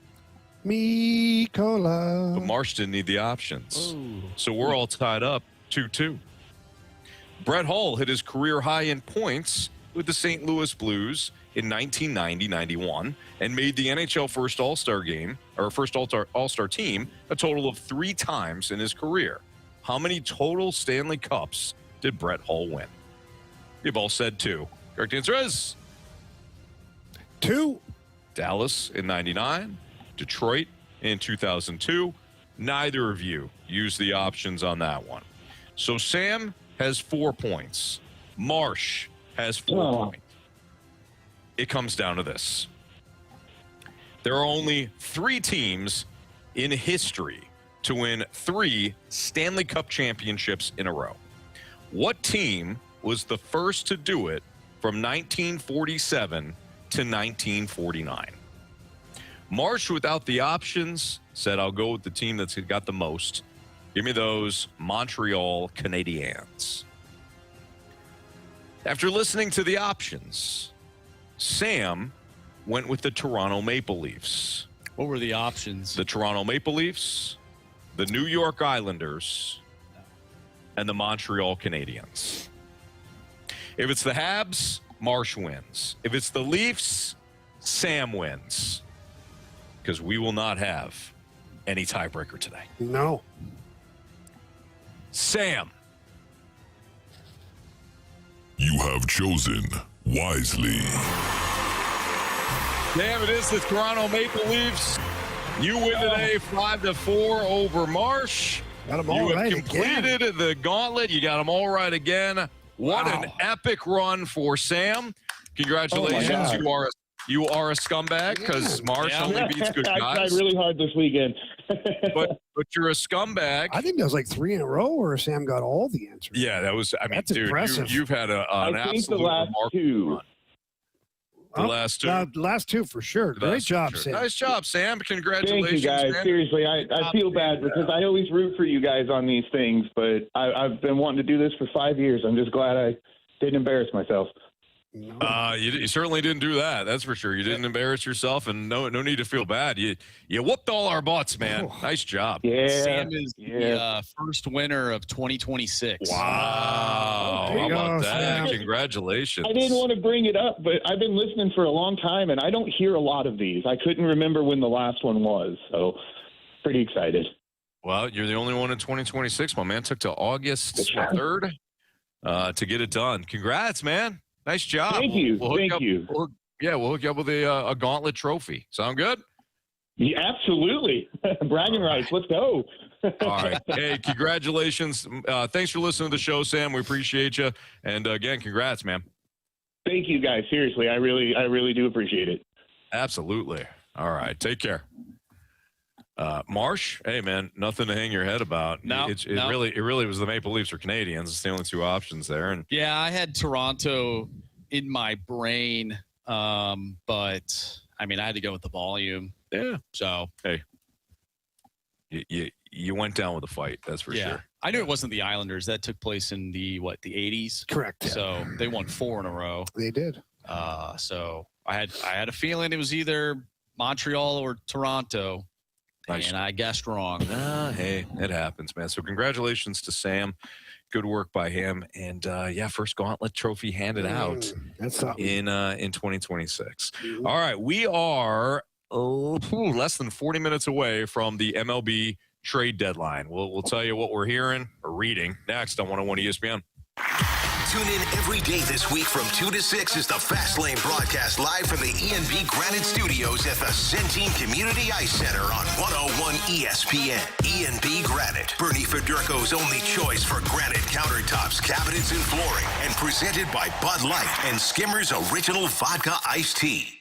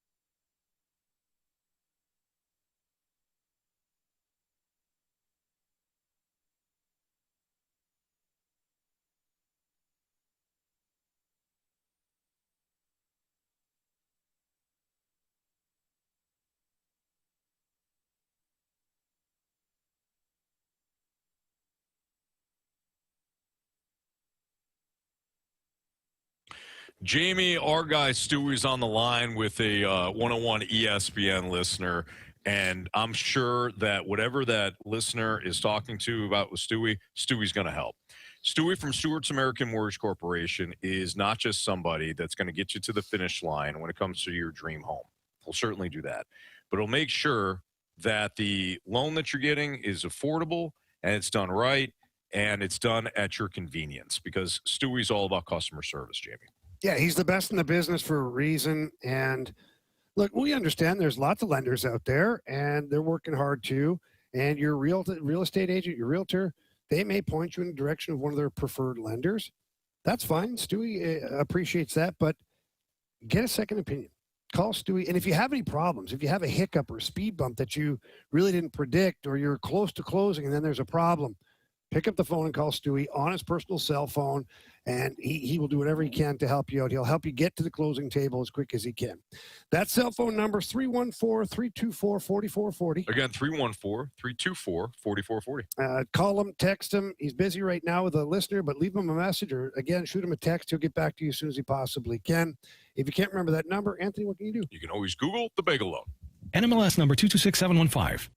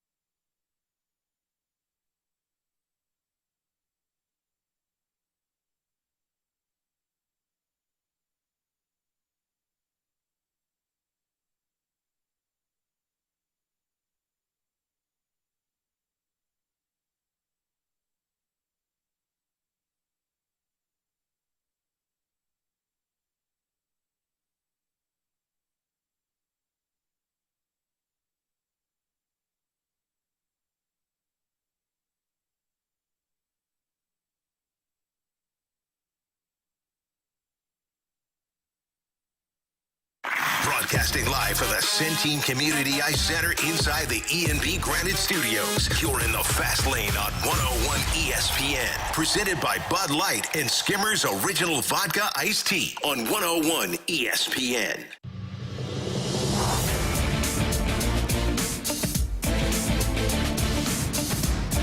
Live from Centene Community Ice Center, it's Fast Lane on 101 ESPN. Andrew Marsh, Jamie Rivers, Anthony Stalter, Carey Davis will be back with us on Monday. Thus far, as we are now within an hour, in fact, there's roughly 30 minutes left for the MLB trade deadline. The Cardinals have only made one move. And from where we're sitting, the move is pretty good. Jojo Romero and Dustin May go to Milwaukee in exchange for two young outfield prospects that a lot of people within the baseball, the analytics, world feel as though the Cardinals got a really good return on this. And the Brewers probably willing to overpay because of where they're at right now. They did so, and they reached in. They had outfield depth in the minor leagues, and they gave up a couple of young outfielders to get what they needed in starting pitching and relief help. So I think it's a good deal for both sides. Obviously, we have no idea how the prospects are going to pan out, but I still really like the move. Nothing on Alec Burleson. It was tweeted out earlier today that Alec Burleson, at least John Morosi was hearing it, that Alec Burleson could be somebody that's dealt because a lot of teams feel as though that he's an affordable bat. He's in the lineup tonight against the Yankees, and as of right now, we haven't seen any sort of any sort of lineup changes with Alec Burleson. Are you guys surprised that nobody else has been dealt for the Cardinals? Is there another? I thought Dustin May was one. Jojo Romero was two in terms of being traded today. I felt as though, in fact, I was going to open up the show with, if I set the over-under at 2.5 Cardinals being traded today, would you take the over the under? Because I figured the two were locked in.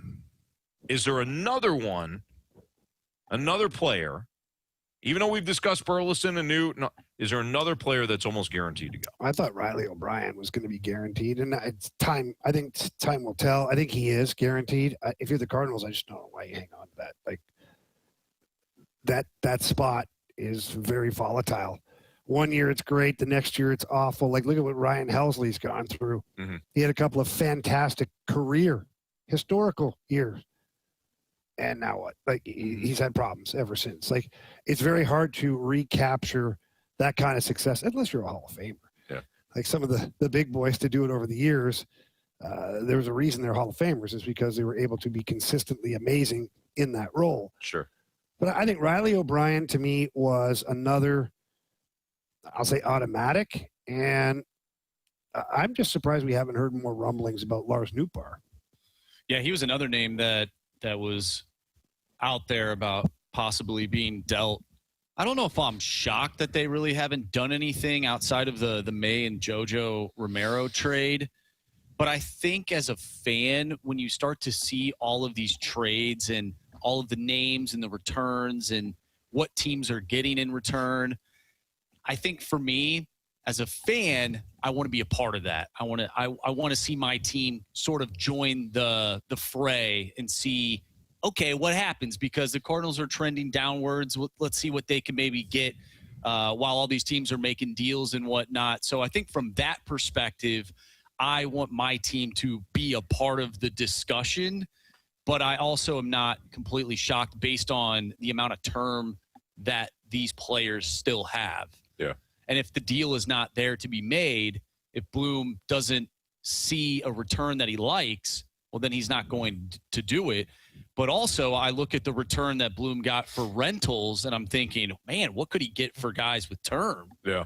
So I'm kind of split. I'm kind of split on that particular notion. Do you guys feel as though that guys like Newt and Herrera, Burleson, do you feel like those guys put contenders over the top? Because I think that's really the question that we have to ask. I mean, it depends what they need. Yeah. If they're looking for a DH/catcher, and Herrera goes back to what we saw for the first half of the season, I think he changes your team in a very positive way. As far as Lars, I don't know. Lars, to me, is having a very He's not hitting well. Underwhelming. I mean, at all. Underwhelming season coming off of the injury. Plural. I think if you're another team out there, I can see why there's maybe some apprehension. Yeah. Like, maybe it's another lefty bat somewhere. And Jamie, I would keep that in mind if the 5 o'clock deadline comes and goes and Newt is still a Cardinal. Because there are some Cardinals fans that are like, you got to trade Newt. No, you don't. You can wait to the offseason. Because teams are going to look at him a little bit different. Is this the worst-case scenario for the Cardinals with Lars Nootbaar? No, because going into the injury situation before, his numbers, he was a numbers darling. Yeah. He ain't anymore. Right. This season right now, if you isolate it, he's not a numbers darling. Sure. It has not been pretty. His power has disappeared. Like, he used to run into him like once every so often. Like, you can count on for some. Right now, Bradford jokes about it, but he's projected to get 5 or 6 home runs this year. Yeah. Doesn't really move that well either because of the. I think he's got 5 or home runs, right? Oh, I don't think he's got 5. You don't have 5. Bradford keeps joking that he's projected to get 5. Oh, jeez. Bradford, are you there? Can you hear me? Bradford, are you? Boys, just. He has 3. Yeah, he has 3. He's on that absolutely torrid pace for 5, okay? See? Told you. Bradford's been snarky about it the whole time. Well, Bradford has him hitting 1 tonight. I'm sorry, it went down to 4. Oh, it went down. Oh. It's okay, so he's projected at 4. No, you're right, Jamie. I ain't buying that. But okay, his market is so bad that why would you trade him right now? Why would you feel like you've bigger got question? Why would you acquire him? Exactly. That's why I posed the question. Does Newt put you if you're an opposing because we always view it from the Cardinals' perspective, of course. Think about it from like the Yankees' perspective. Or anybody. Like you really want Lars? You're pounding at the door for Lars Nootbaar? I'm not. Apart from the obvious guys like a Weatherholt, a Walker, those are the 2 guys that move the needle for a team are probably Burleson and Herrera. Like that would be like potential trade options. Yep. So if I'm another team, then I have to evaluate what the ungodly asking price might be from the Cardinals for said players. Unless the Cardinals really don't view a future with those guys, which maybe Herrera they don't because of their crazy catcher / no catcher / DH. They got 12 million catchers in the system. Yeah. Who knows what their plans are ultimately? But for Alec Burleson, I think you probably like him right now. Yeah. If the Cardinals don't move any of these guys that we are mentioning right now, that doesn't necessarily mean that those guys are a part of the future plans of this team, right? Like I don't. Just because you don't trade Newt at the deadline doesn't mean that he's going to be on the team next year. No, you're right. You can still make a deal in the offseason. Yeah, there's no rule against it, Marsh. You're right. And Herrera, his name's been out there. Burleson, maybe they revisit that. If some team is like, hey, we were missing that left-handed bat, first baseman, DH, whatever you want to call him, because he can play multiple positions. And, we've seen him in the outfield. I'd put him at first, though. Right. Maybe they say, hey, we're willing to overpay for this Alec Burleson. We think he can be that guy that can put us over the top. Sure. Maybe he is one of those guys in the offseason. It's fascinating on 101 at ESPN, so we'll keep you updated as we get closer and closer to 5 o'clock. I want to read off, because it's just funny, I want to read off a couple of tweets from Milwaukee media on this Dustin May trade. That's next on 101 ESPN. 101 ESPN is powered by Kaufman Townsley, St. Louis's injury lawyers. Call 314-777-7777. That's 314-777-7777.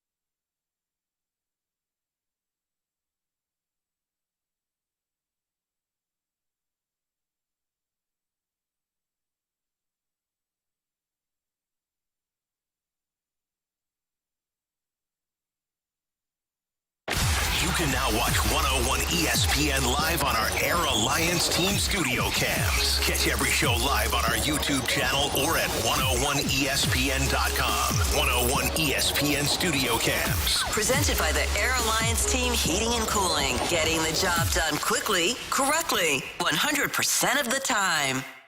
101 ESPN Sports Center. Milwaukee adds May at deadline. Good afternoon. I'm Bradford Bruns. Your Sports Center update is supplied by Universal Windows Direct. Per Ken Rosenthal, the NL Central leading Brewers have acquired Dustin May plus Jojo Romero from St. Louis. Katie Wu notes that Chaim Bloom will receive prospects Alexander Frias and Josiah Ragsdale in return. Cardinals-Yankees first pitch unfolds about 90 minutes from now. Elsewhere, three-time All-Star Adley Rutschman now bound for Boston. San Diego lands lefty Robbie Ray. MLB worst Los Angeles, meanwhile, sending righty Jose Soriano to Toronto. NCAA football, Mizzou completes fall session number 1. NFL-wise, Bears safety Kobe Bryant hyperextends his left knee during training camp. This Sports Center update was brought to you by Universal Windows Direct. You'll be saying, I love my windows. This is the Fast Lane on 101 ESPN. We're broadcasting live from the ENB Granite Studios at the Centene Community Ice Center. Presented by Bud Light and Skimmer's Original Vodka Iced Tea on 101 ESPN.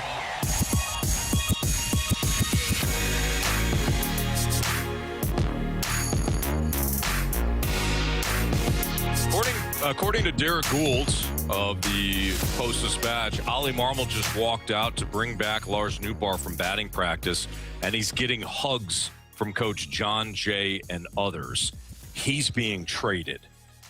Well, we don't know that. What if it's just a real affectionate group? It could be. Anthony, we were just out in the hallway and you hugged me for no reason. I did, yeah. Well, that's just because I appreciate you being a good friend. Yeah, and I appreciate the hug, but it doesn't mean either of us are being traded.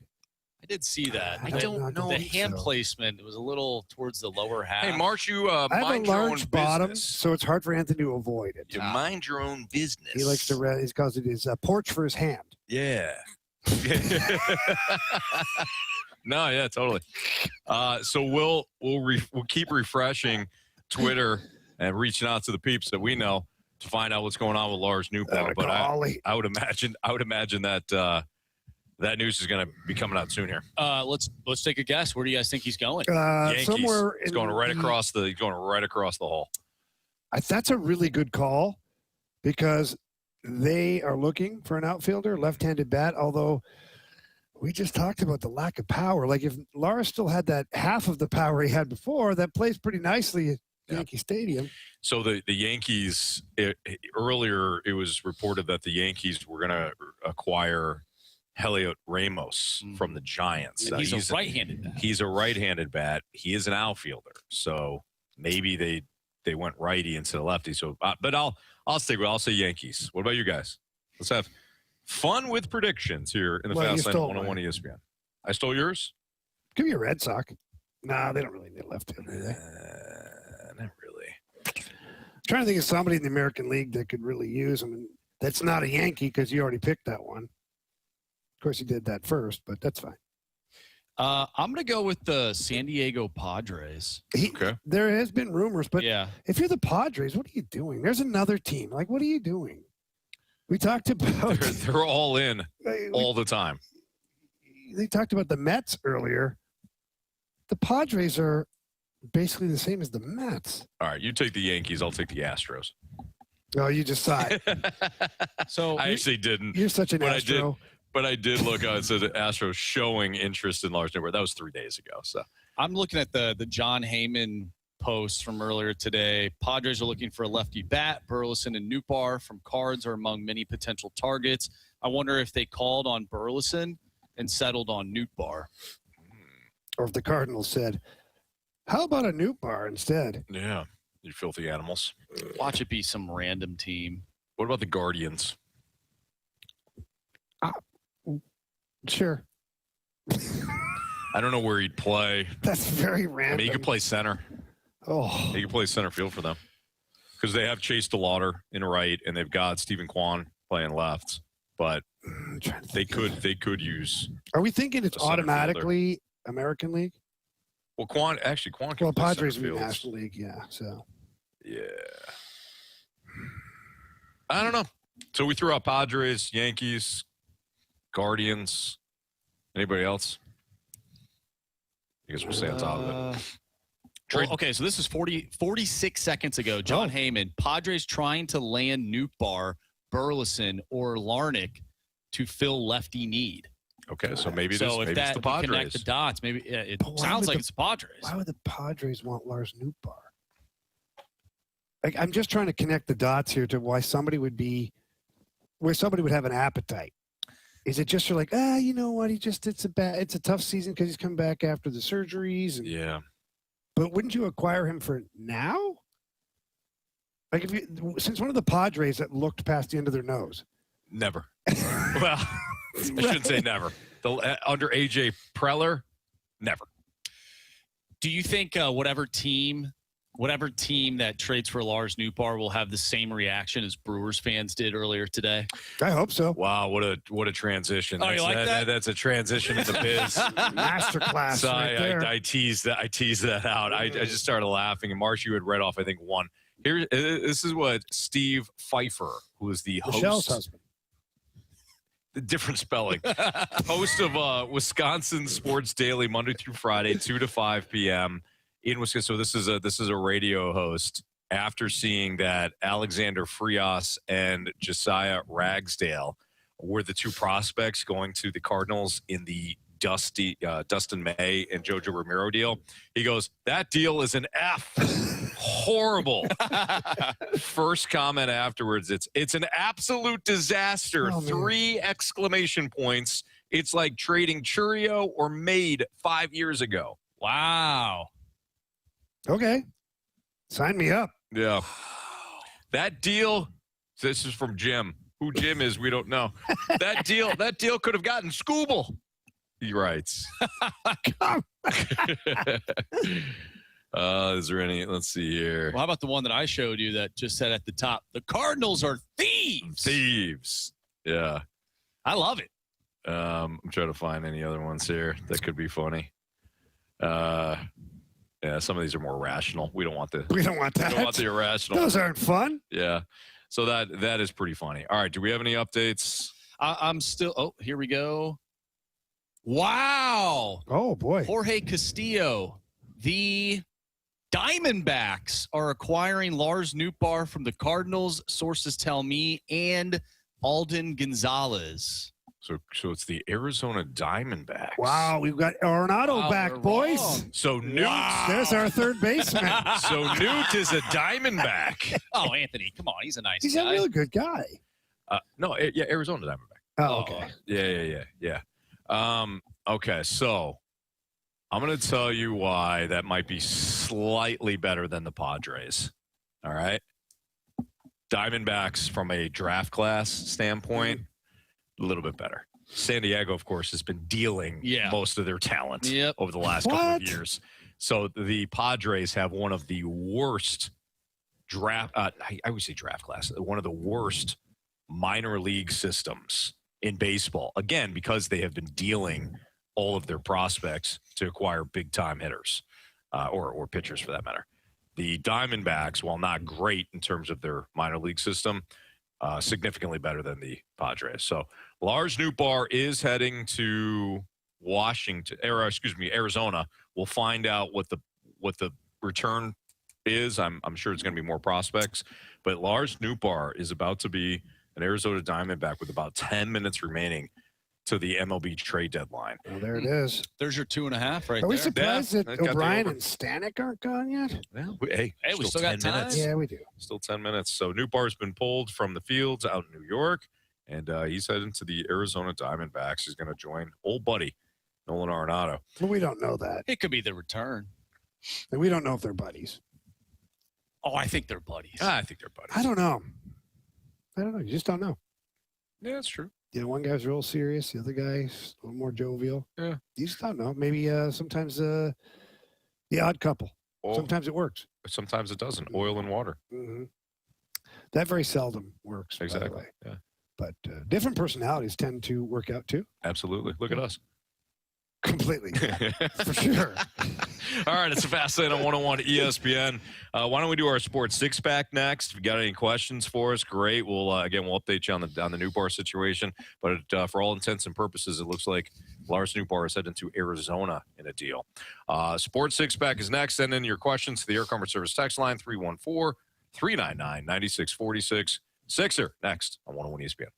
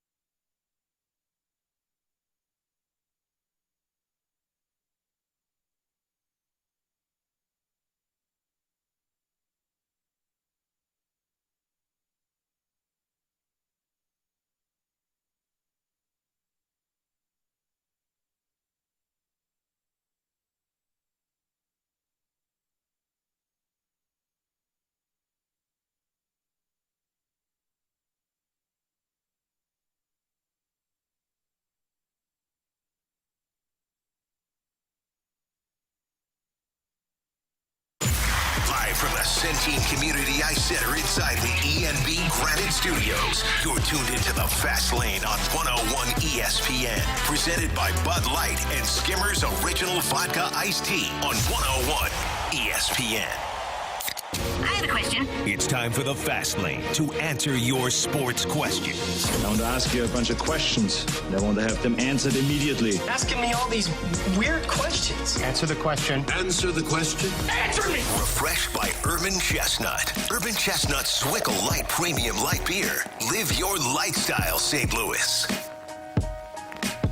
It's Fast Lane on 101 ESPN. Time for our Sports Six-Pack. Anything that you want to discuss right now? Great. We're still waiting on the return for the Lars Nootbaar deal to Arizona, but we will have that for you as soon as we get it. Marsh, question 1, please. Question number 1.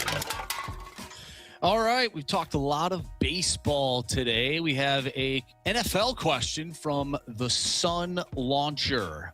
What NFL team will have the number 1 pick next draft, excluding a trade? Wow. I'm going to go with, and you got some candidates. I think the Jets are in serious play there. Is that? Believe it or not. I think the Titans are still in that area. I don't know if they get there, but I think they're still in that area. I think the Saints. Oh, really? No, I'm hearing a lot of really good things right now. I think they're going to be a lot better than. Have you not been seeing those reports? Yeah. They're talking about. I mean, they still might be, but I'm just. Yeah, no. What about Arizona? I think Arizona. I know that tone. I'm going to go with the Jets. Yeah. I'm going to go with the Jets. You guys? Well, the Jets are. The Panthers are a pretty good pick too. Cardinals. Probably the Jets. Marsh? Damn it. I'm going to go with Arizona. I think they need a franchise quarterback. Like, you think Carson Beck is going to be a franchise quarterback? No, sir. I don't either. And obviously, Jacoby Brissett is that bridge quarterback right now. Don't tell him that. Yeah.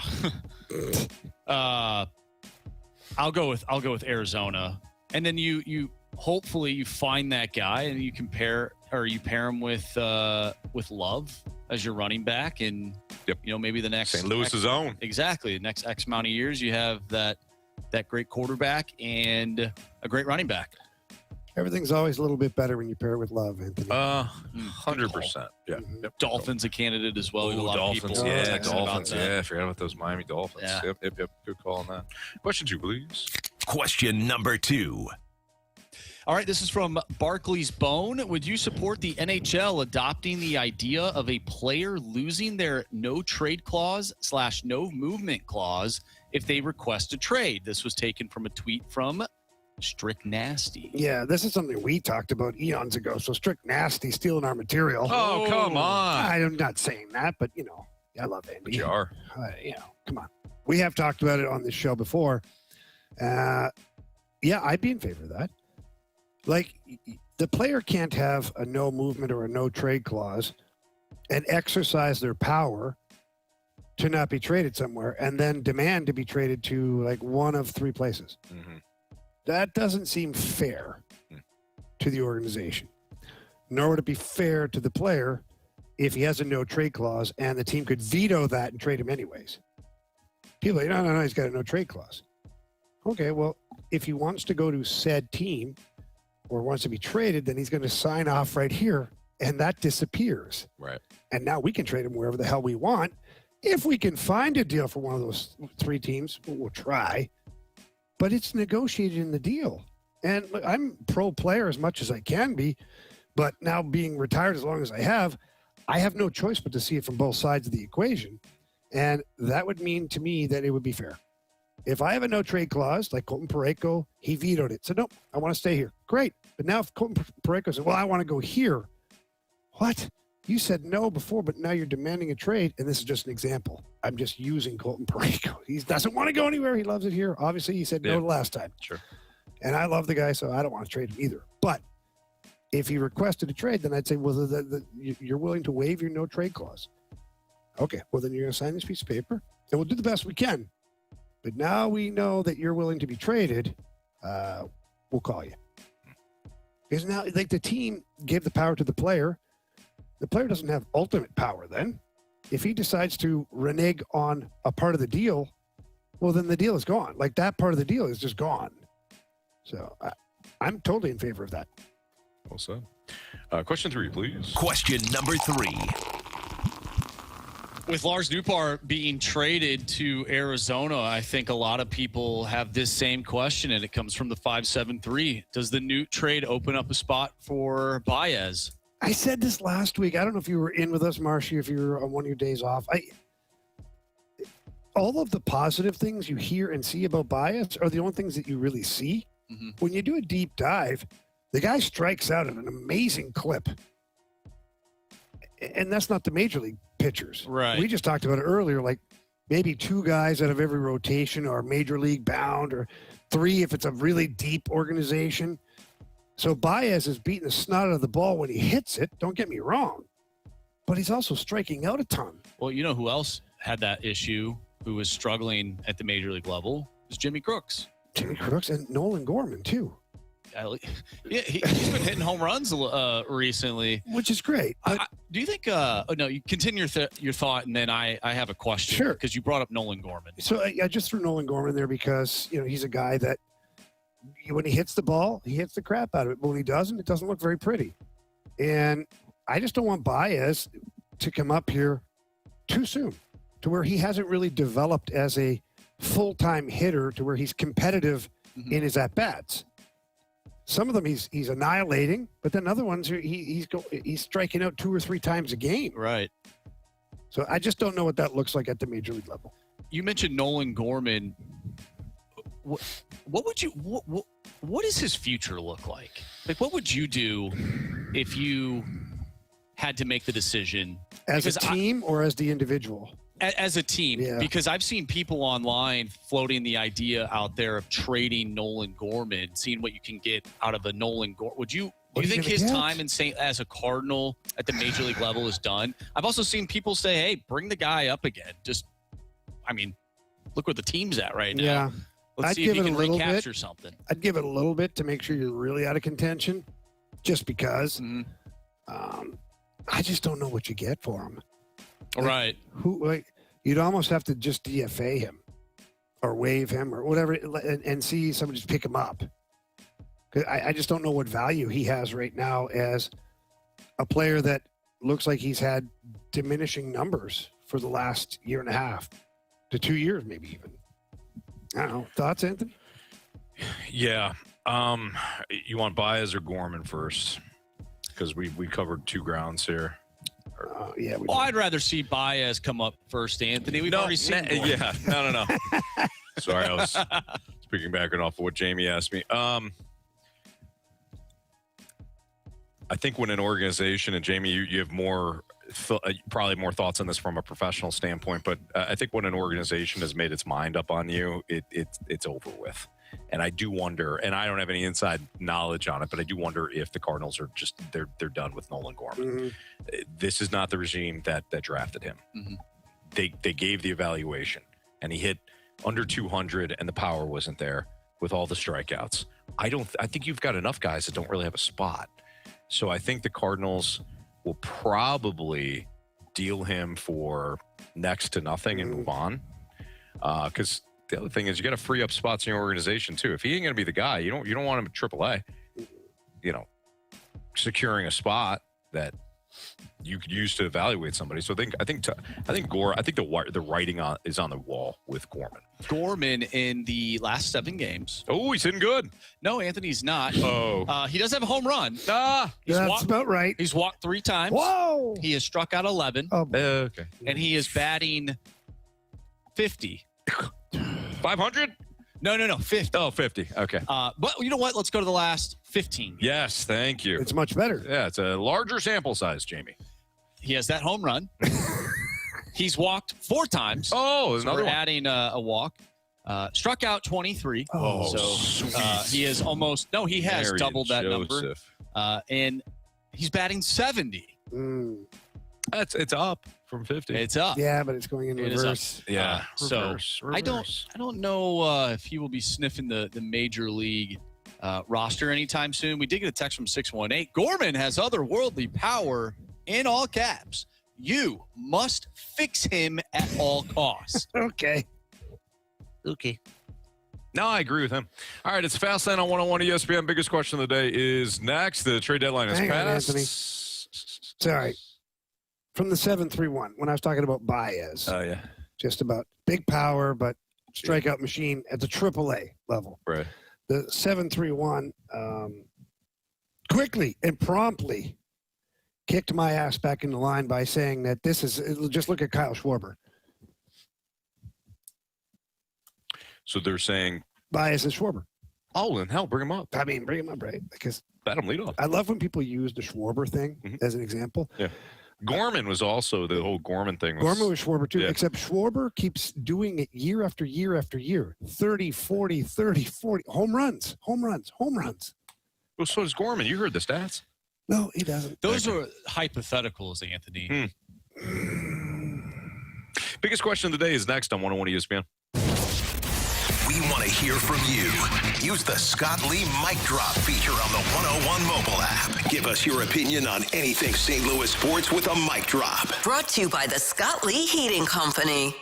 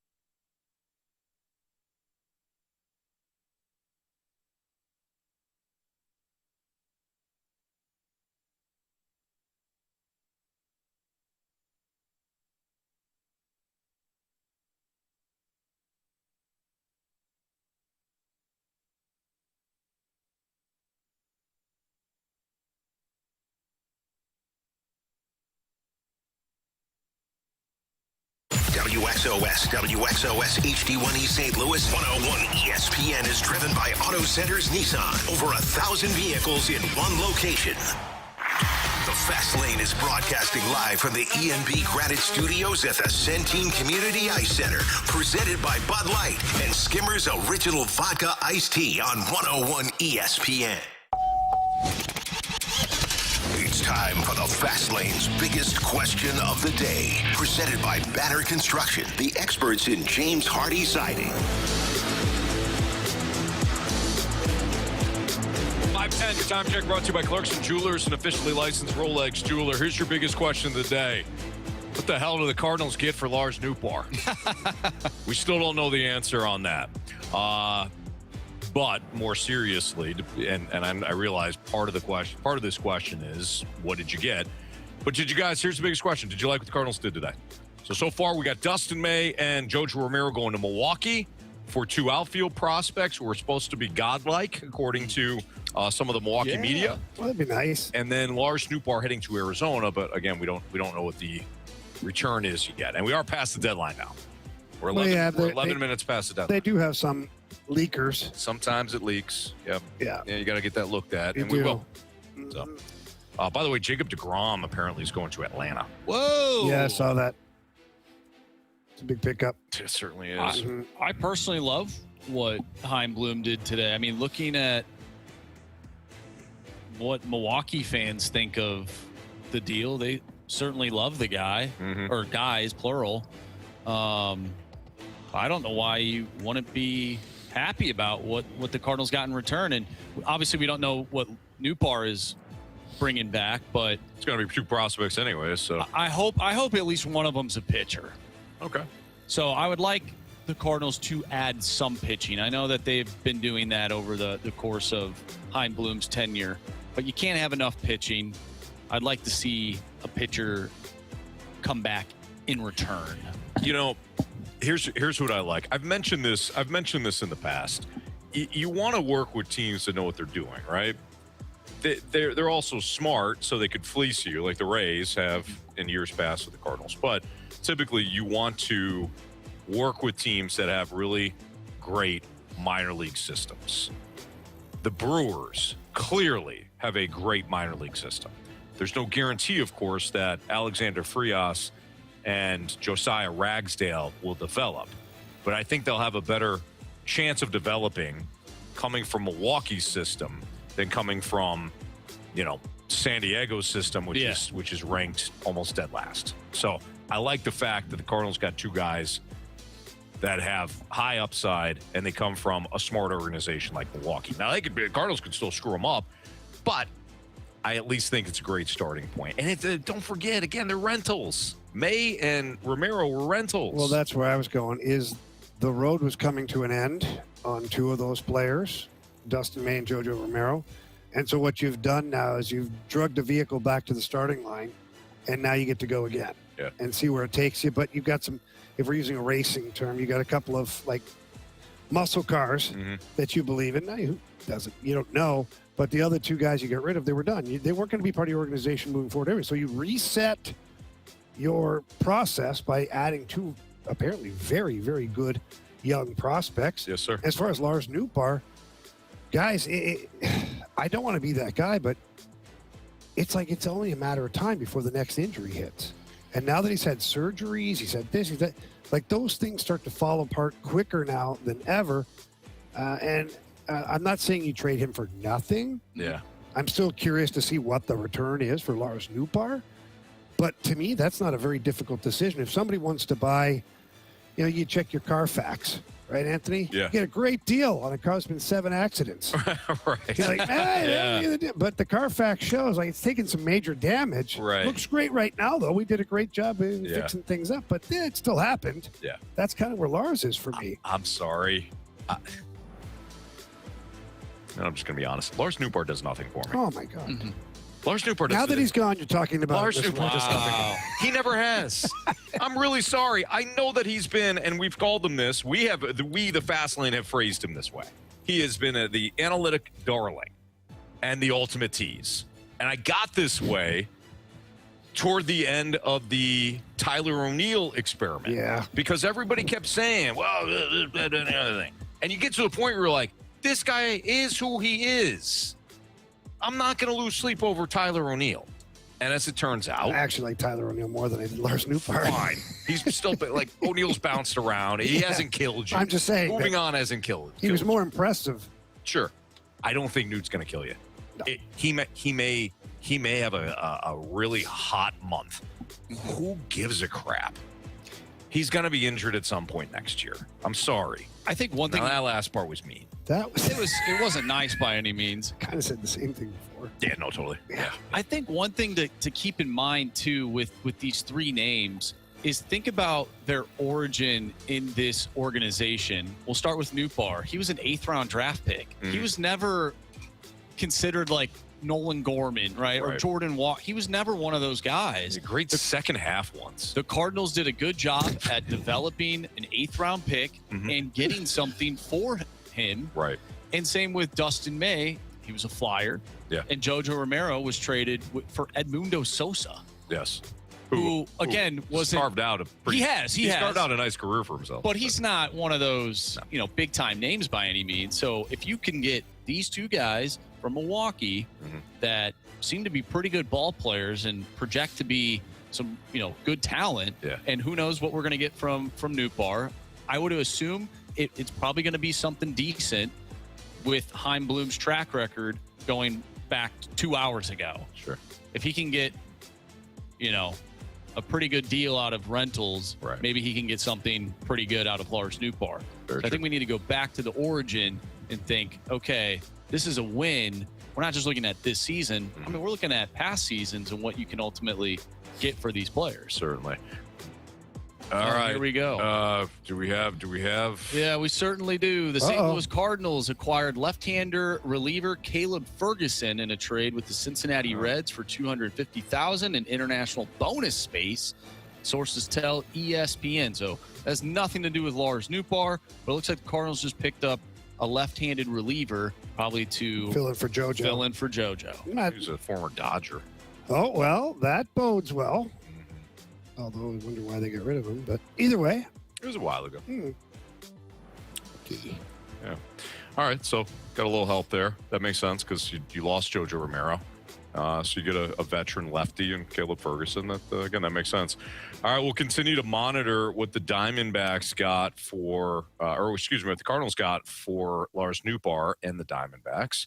And, guys, we still have a bet the board battle. Yeah, we do. So Jamie and Marsh wound up tied for July. So we'll continue to monitor what the Cardinals got in return for Nootbaar. And then these two guys, Jamie and Marsh, are going to select 5 picks today. And most points wins at the end. So, and we're allowed to pick the same games, too. Yep. It's just 5 picks. It's blind picks, so we don't know. Right. What the other guy, not blind, but we're going to blind Jamie. We're going to blind Marsh. And then we're going to do some stuff to them next in the Fast Lane on 101 ESPN. Give us your opinion on the Air Comfort Service heating, cooling, and insulation text line at 314-399-9646 on 101 ESPN.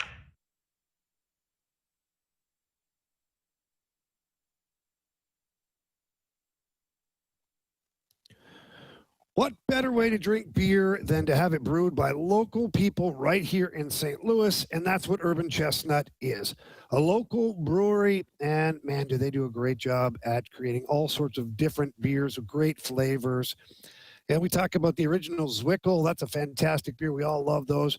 But maybe you want something a little lighter. How about the Zwickel Light? It has been out for a little while now. I'm a huge fan. To me, it's the best light beer on the market. It's only 95 calories, 3.7 carbs. It really tastes amazing. It actually tastes like beer, where some of the other light beers don't meet the mark. Zwickel Light crushes it. It is the unofficial beer of St. Louis hockey, and I've said it before, the official light beer of the Rivers household. But don't stop there. Keep looking, because Squirrel Works is a brand new hazy IPA from Urban Chestnut. It delivers bright tropical notes and an easy, juicy finish. Even if you're not a hazy IPA drinker or IPA overall, this is a great beer. It's fantastic. You can buy it in the 4-pack, or you got the big single cans. Pair that up with your Zwickel Light. I'll tell you what, you got a household of happy people at that point. And now all that is brought to you by my friends over at Urban Chestnut. For more information, check them out at urbanchestnut.com.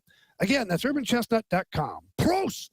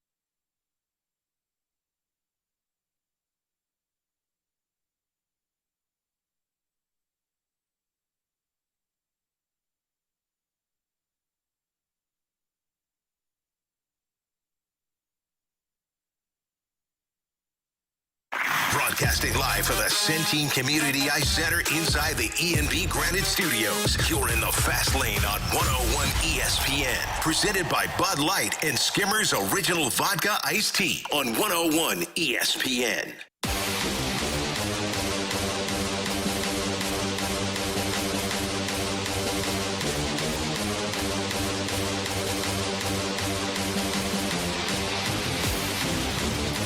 Before we get into the final day of at the board, because Marsh and Jamie tied, looks like Marsh, we do have a confirmation that the Cardinals acquired Daniel Egan. Yeah, this is from Francis Romero. Cardinals will receive right-handed pitcher, RHP, Daniel Egan and Lars Nootbaar trade as a return per sources. Okay, so Daniel Egan is the 5th overall prospect in Arizona system. Arizona system, though, not as strong as Milwaukee system.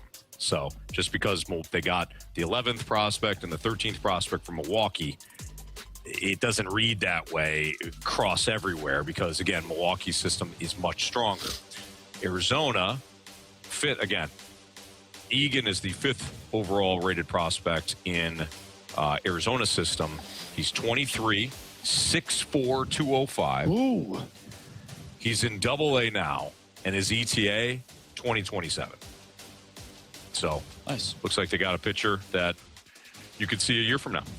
And on top of what you just said, second best rated prospect in terms of a pitcher in their system. Second pitching prospect. Yes, that is correct. So there you go. Looks like they got a pitcher for Lars Nootbaar, and they got 2 outfield prospects from Milwaukee, and they also acquired Caleb Ferguson for international bonus money and stuff like that. So they acquired another reliever, obviously, to take the place for JoJo Romero.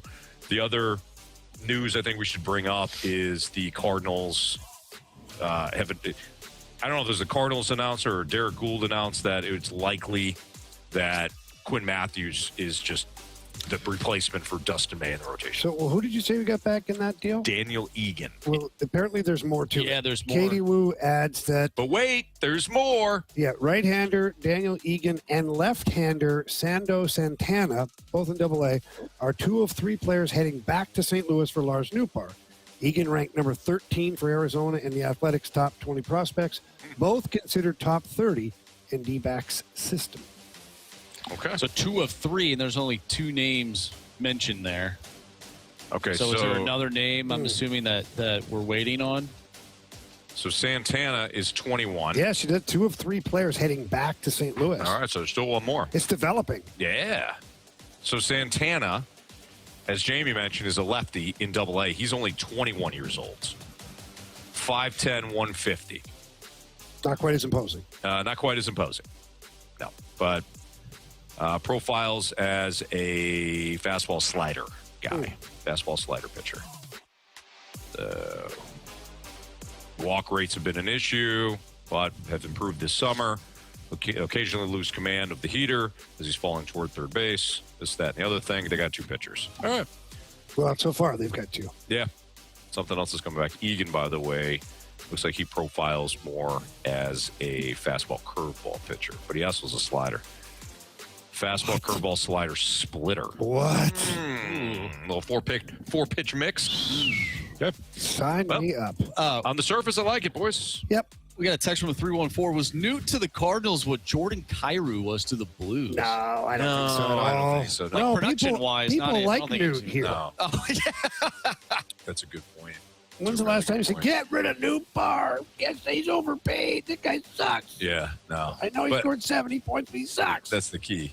Nootbaar wasn't paid. No. And he wasn't scoring the equivalent to 70 points either. No, sir, not even close. No. Yeah. No. All right, gentlemen, we've got business to attend to here. You guys wound up tied. So Marsh, Jamie, you tied at 10. Pretty rough month for the fast lane overall. Oh, coming from you. Yeah. What'd you end up with? 8. Yeah. So I'm saying. Marshy, I don't think he needs to be slinging arrows, does he?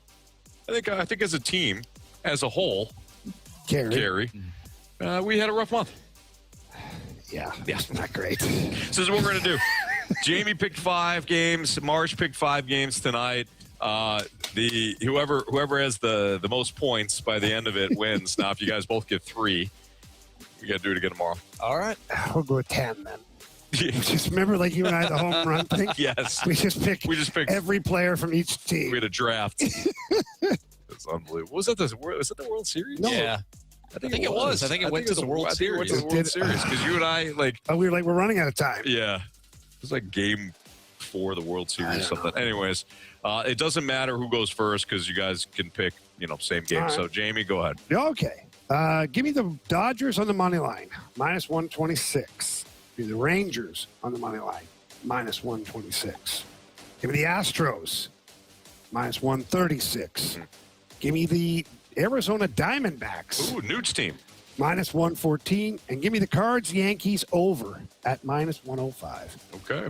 Marshy. Okay, so I have Cam Schlittler. Oh, boy. 8+ strikeouts tonight. Wow. Go Birds. I have Cam Schlittler over 18 and a half outs recorded, so I need 6 1/3 from the fella tonight. Tying up the Schlitzy, huh? I got the Rays minus 1.5 tonight. Justin Robleski, 6+ strikeouts against those Cubs.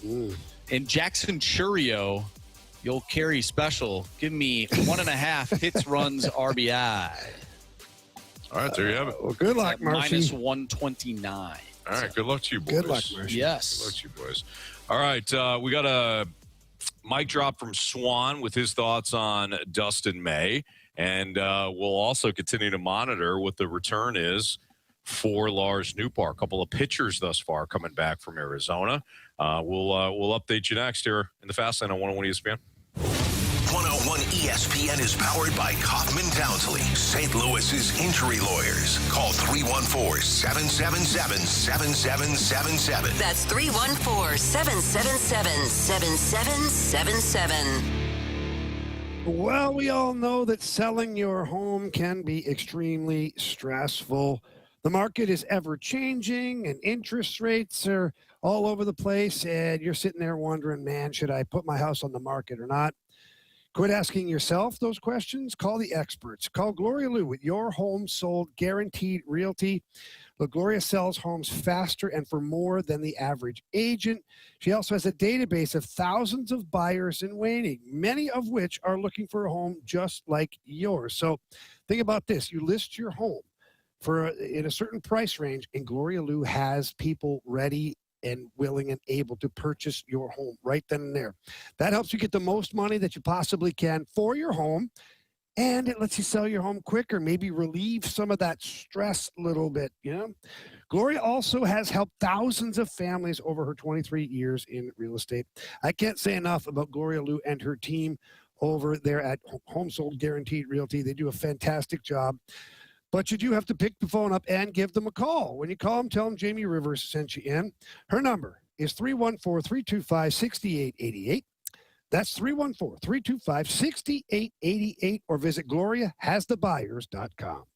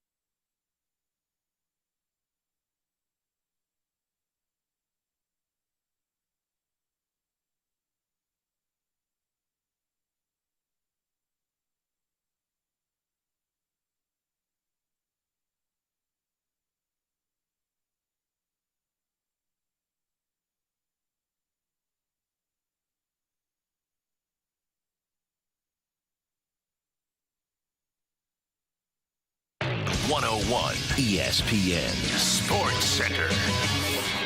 Nootbaar, the next to go. I'm Bradford Bruns. Your Sports Center update is powered by Universal Windows Direct. STL's longest tenured position player now heads west. Arizona has acquired outfielder Lars Nootbaar, whose Cardinals career consisted of 575 games. This season, Nootbaar has a .234 batting average. Per Katie Wu, 3 prospects are Gateway City bound. Earlier, Dustin May as well as JoJo Romero departed for Milwaukee. In roughly 30 minutes, Michael McGreevy and Cam Schlittler lock horns. Redbirds, Bronx Bombers happening at 6:05. Simultaneously, our Redbird Report crew will recap every big move. Brandon Kiley, Tanner Hendrickson present their live MLB trade deadline special. Post Fastlane on 101 ESPN. Your Sports Center update was presented by Universal Windows Direct. You'll be saying, I love my windows. This is the Fast Lane on 101 ESPN. We're broadcasting live from the ENB Granite Studios at the Centene Community Ice Center. Presented by Bud Light and Skimmer's Original Vodka Iced Tea on 101 ESPN.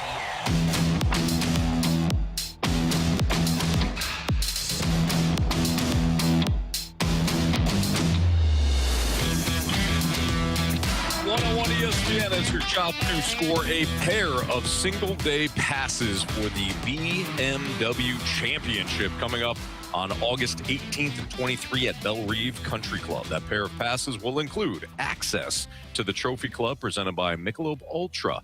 See the top PGA players in the world compete while enjoying the Trophy Club presented by Michelob Ultra. Find your chance to win that pair of single-day passes for the BMW Championship at Belle Reve Country Club right now at 101ESPN.com or on the 101 mobile app. All right, gents. It looks like it's a player to be named later to complete that deal with Arizona. So Lars Nootbaar goes to Arizona, and the Cardinals get a pair of pitching prospects from the Diamondbacks, as well as a player to be named later. That's always weird to me. Like, how much later are we announcing this player? Like, probably later this week. Yeah, but why can't they do it now? Oh, maybe they mean like later in like 5 minutes or something. Maybe the deadline. They couldn't agree on that last one, and the deadline was coming up, so they said, you know what, player to be named later. You still have to have some parameters behind it, though. Yeah, maybe it's 2 players. They're down to 2 players. But the league would still have to know. Yeah, it's either going to be this player or that player. No, I feel like they'd have to know what the hell. Look, Jamie, I don't know. Well, I'm just trying to keep some friggin' order. I mean, here, what? You know? It's the player to be named later. Yeah, but the deadline's over. So name them a week from now. The deadline's passed. Yeah. No, can't do it. Unacceptable. All right, well, it's going to be Slade Caldwell. Are you reporting that? No. No, sir. No, sir, I'm not. But you know what? It'd be funny if it was. Maybe it's a hotel room. It could be at a nice casino. It has happened. You just never know. It has happened before. Now, that was future considerations. You're right. That's way different. Yeah. This is an actual person. This is a player. Yeah. Yeah, we think. So a couple of deals that have transpired here because we were really focused, obviously, on the Cardinals. First of all, again, Dustin May, JoJo Romero, and Lars Nootbaar were all dealt today for the Cardinals. Dustin May and JoJo went to Milwaukee for a pair of outfield prospects that have come highly regarded. And then Lars Nootbaar, about 10 minutes before the deadline, went to Arizona in exchange for the 2 pitching prospects and the player to be named later. Burleson isn't moved. O'Brien isn't moved. Stanek isn't moved. One of their catchers not moved. So that's all the Cardinals did today. The Yankees acquired outfielder Heliot Ramos from the Giants for a couple of prospects. Let's see here. The Guardians acquired Foster Griffin from the Nationals in exchange for 4 or 5 prospects. 1, 2, 3, 4 prospects here. It's interesting to look at what the Nationals did because they're still kind of in the mix, and they were on the fence like, do we sell? Yeah. Do we hold? Do we buy? And it looks like they're selling. Well, they know who they are, right? They look at the field and they're like, do we seriously have a shot? No, they're being realistic. At winning. Yeah. The Padres made a couple of moves. Padres got Robbie Ray and Casey Mize in deals with the Giants and Tigers, respectively. There's a lot of people, not a lot of people, some people were like, you don't trade inside the division, Cardinals. The Giants were like, we don't care who the hell Robbie Ray goes to. We're awful. Here you go. Man. And the Padres have got 2 pitchers. Those Padres, they just can't help themselves. No, Did you guys see, by the way, I think this kind of slipped through. Maybe it did. Maybe saw it. I didn't remember talking about it. The Dodgers also got Chris Bubich. From the Royals. Yeah. I saw that earlier, but you're right. We didn't talk about it. How many pitchers do you need? You can never have enough. Adley Rutschman, of course, if you just joined, if you've been out all day and you're like, hey, what's the other big trades? The Orioles sent Adley Rutschman to the Red Sox earlier today. One name that we didn't really bring up, I think we may have talked about it in the break, but what the Tampa Bay Rays have done. Yeah. Freddie Peralta. They bring in Freddie Peralta. They'll fix him. I just find that interesting because we typically look at the Rays, and I know they're doing really well this year, but we don't really consider them to be one of those teams that kind of goes for it. No, you're right. Yeah, it seems like they're doing that this year. The Rays, let's give the Rays a little credit because they're always the team they're like, they're the Brewers of the American League, and they are to some respects, right? But that's another really smart organization, and just like the Brewers did today, apparently Milwaukee fans are furious. Media's furious. They don't like Dustin May. They don't like Jojo Romero. They don't like whoever they got, right? Because it's not Scooble. So they weren't getting him ever, anyways. But don't let people not be upset there, Jamie. Don't get in their way of being pissed off. That's true. But the Rays, I remember when they made the deal for Nelson Cruz a couple of years ago, maybe 4 or 5 years ago It's now. been a while, yeah. That was a good move. It was Ended up being a really good Rays move type for them. Exactly. That was He a had a lot good of bombs Rays for that type team. move. Yes. So I like what the Rays did. I like what the Phillies did. They got Luis Ariz and they got some bullpen help. They're filling needs. How can you not like what the Red Sox have done? Although I will caution that apparently, and this is just a couple of observers, apparently the haul that they gave up for Adley Rutschman is crazy. Made no sense, according to people that would follow the prospects and all that.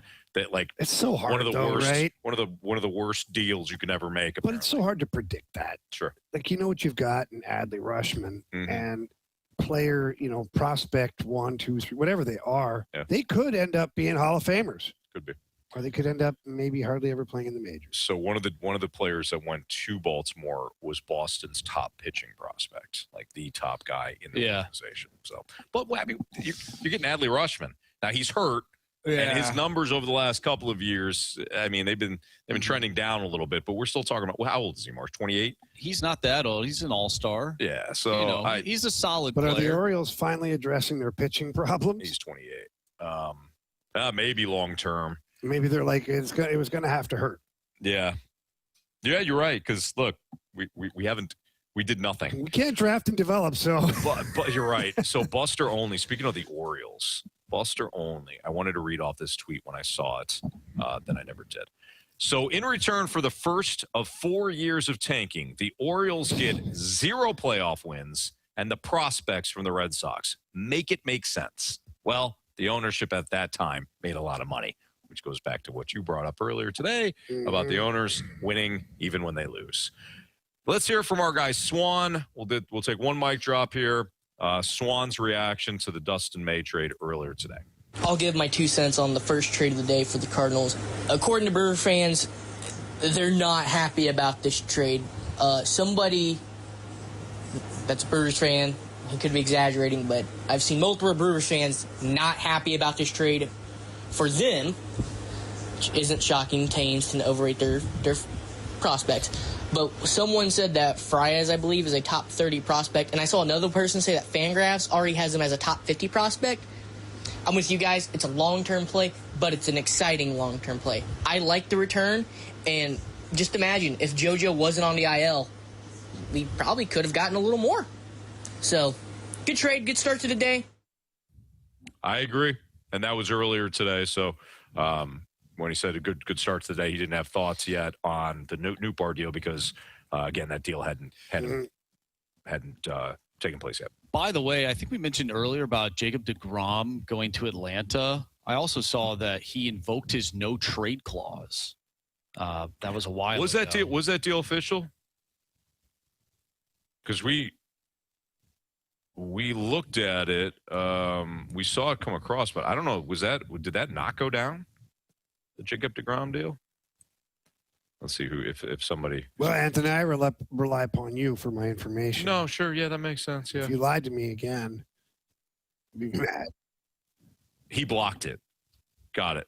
So he said no to the Braves. Okay, so that's what you were saying. Yeah. He invoked it. I'm sorry. He invoked his no trade. I thought you meant from a trade earlier in the day. When you said invoked, for some reason, I'm like, in my dumb brain, it went to he said okay, like he agreed to. In my brain, I thought he invoked his no trade earlier in the day, and then signed with, and then said guy was then traded. Said I would go to Atlanta if you trade me there. Gotcha. But that's it. So if you're the Braves, you kind of ticked off. They added some bullpen help, but why would DeGrom say no to some the pitchers? Braves? I think he wants to win in Texas. Wow. Well, hey, your choice. You were given that no trade clause. So yeah. It's up to you. You do what you want with it. Yeah. So and the Rangers are, for as bad as the American League is, they're 2.5 out of first place in the West, and they're 1.5 games out of a wild card spot. So what a weird standings and trade deadline. And you have teams that probably should be sellers and they're buying. You have teams that you could make an argument to buy and they're selling. And you have other teams who know exactly who they are. Yeah. And those are the teams that have navigated the day the best. If you truly, I think the Cardinals know who they are. And to this point right now, I'd say Chaim Bloom did a good job. Mm-hmm. Time will tell, but he didn't become unrealistic. He wasn't chasing the 1.5 to 2 games back, 2.5 games back of the Wild. He wasn't chasing that, but he also didn't just liquidate to liquidate. He held on to Riley O'Brien, Stanek. I don't know why, unless he had a good outing. Yeah, but he's yesterday. He's unrestricted. He's up. You had a great outing though. Yeah, but he's up. So he can part walk. of the future. No, I don't really think so. All right. Can't imagine, but they could bring him back. Yeah. Marsh, you shut your mouth. Seriously, thank you, Anthony. Holy smokes! Are you kidding me right now? At the end of the show, you say crap like that? I'm sorry. I know we went. Maybe that's why he saved it for the end of the 3 show. hours and 47. We all get to go our own way here. Yeah. Can't be disgusted with him. Just wanted people to leave with something disgusting in their mouth. Oh, okay, great. That's awful, Marsh. Interesting choice. We'll wrap things up next on 101 ESPN. It's deadline day in Major League Baseball. BK and T-Bone will break down the Cardinals trade deadline. Tune in tonight for a trade deadline edition of the Redbird Report. Watch or listen to a special live episode of the Redbird Report with Brandon Kiley and Tanner Hendrickson. Tonight starting at 6 p.m. on 101 ESPN.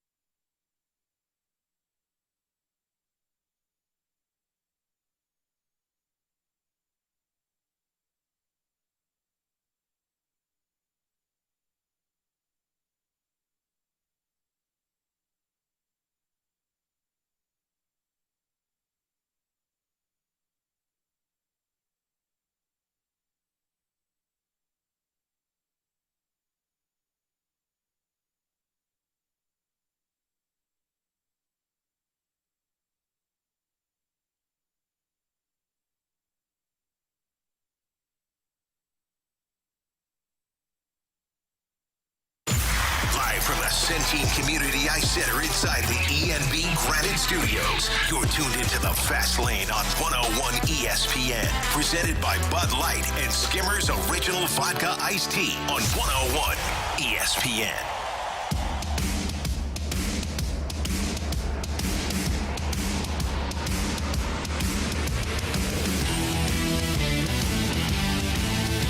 If you missed anything from today's MLB Trade Deadline Fastlane show, you can always download the podcast available at 101ESPN.com or via the 101 ESPN mobile app, which is powered by Dobbs Tire and Auto Centers.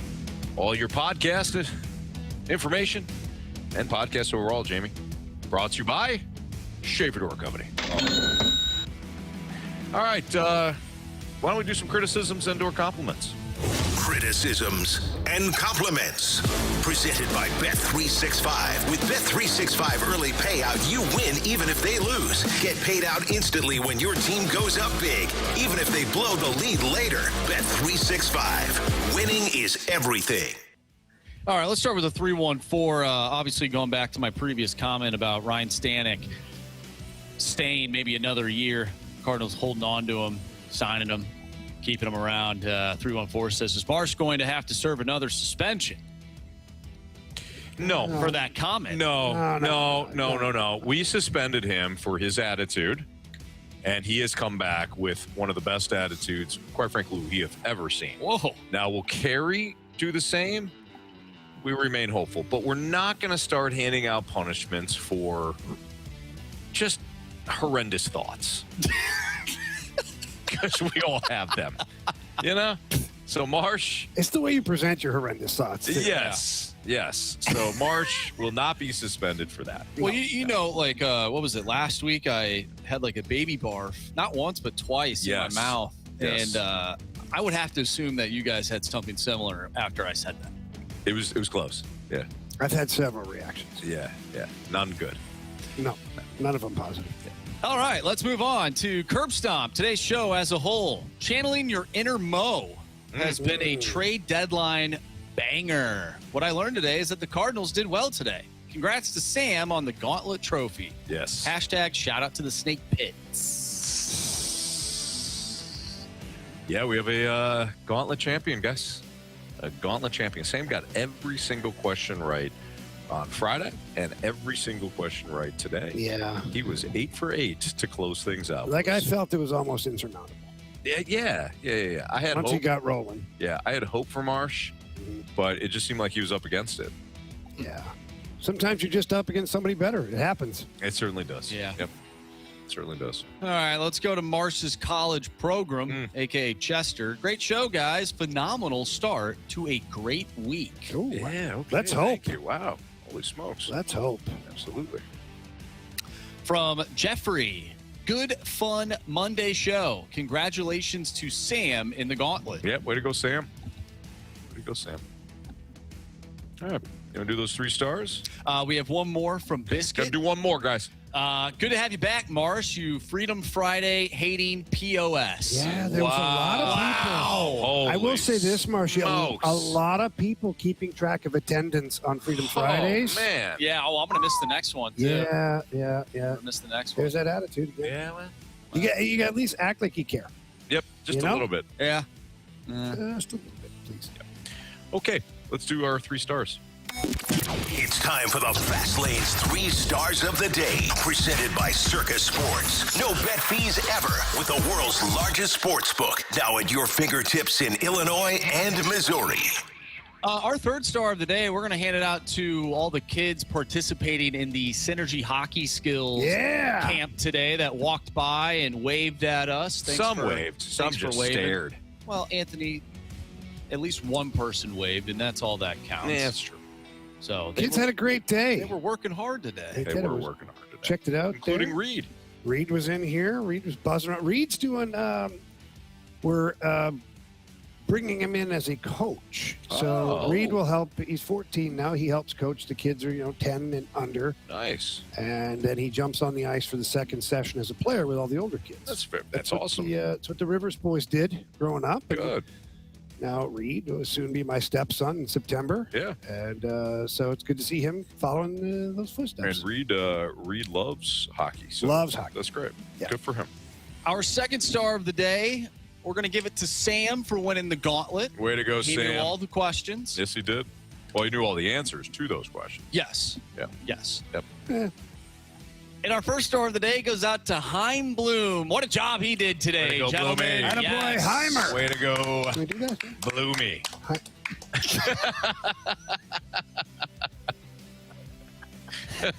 Heimer and Bloomy. Jeez. So disrespectful to a man that What are you has talking about? done great work here. We do nothing but give people we love nicknames. That's true. They don't have to be good. Yeah. No. Oh. Did you just nail your knee? He Did I ever? Boy, it took 4 hours, Marsh, but he did it. He got finally nailed his knee on the metal rods that are below us here at E&B Granite Studio. Fade to black. Fade to black. Bradford Bruns did a great job back in our studios. We're gonna be here all week, so Bradford's gonna be on the dials this week. So Bradford, thank you very much, sir.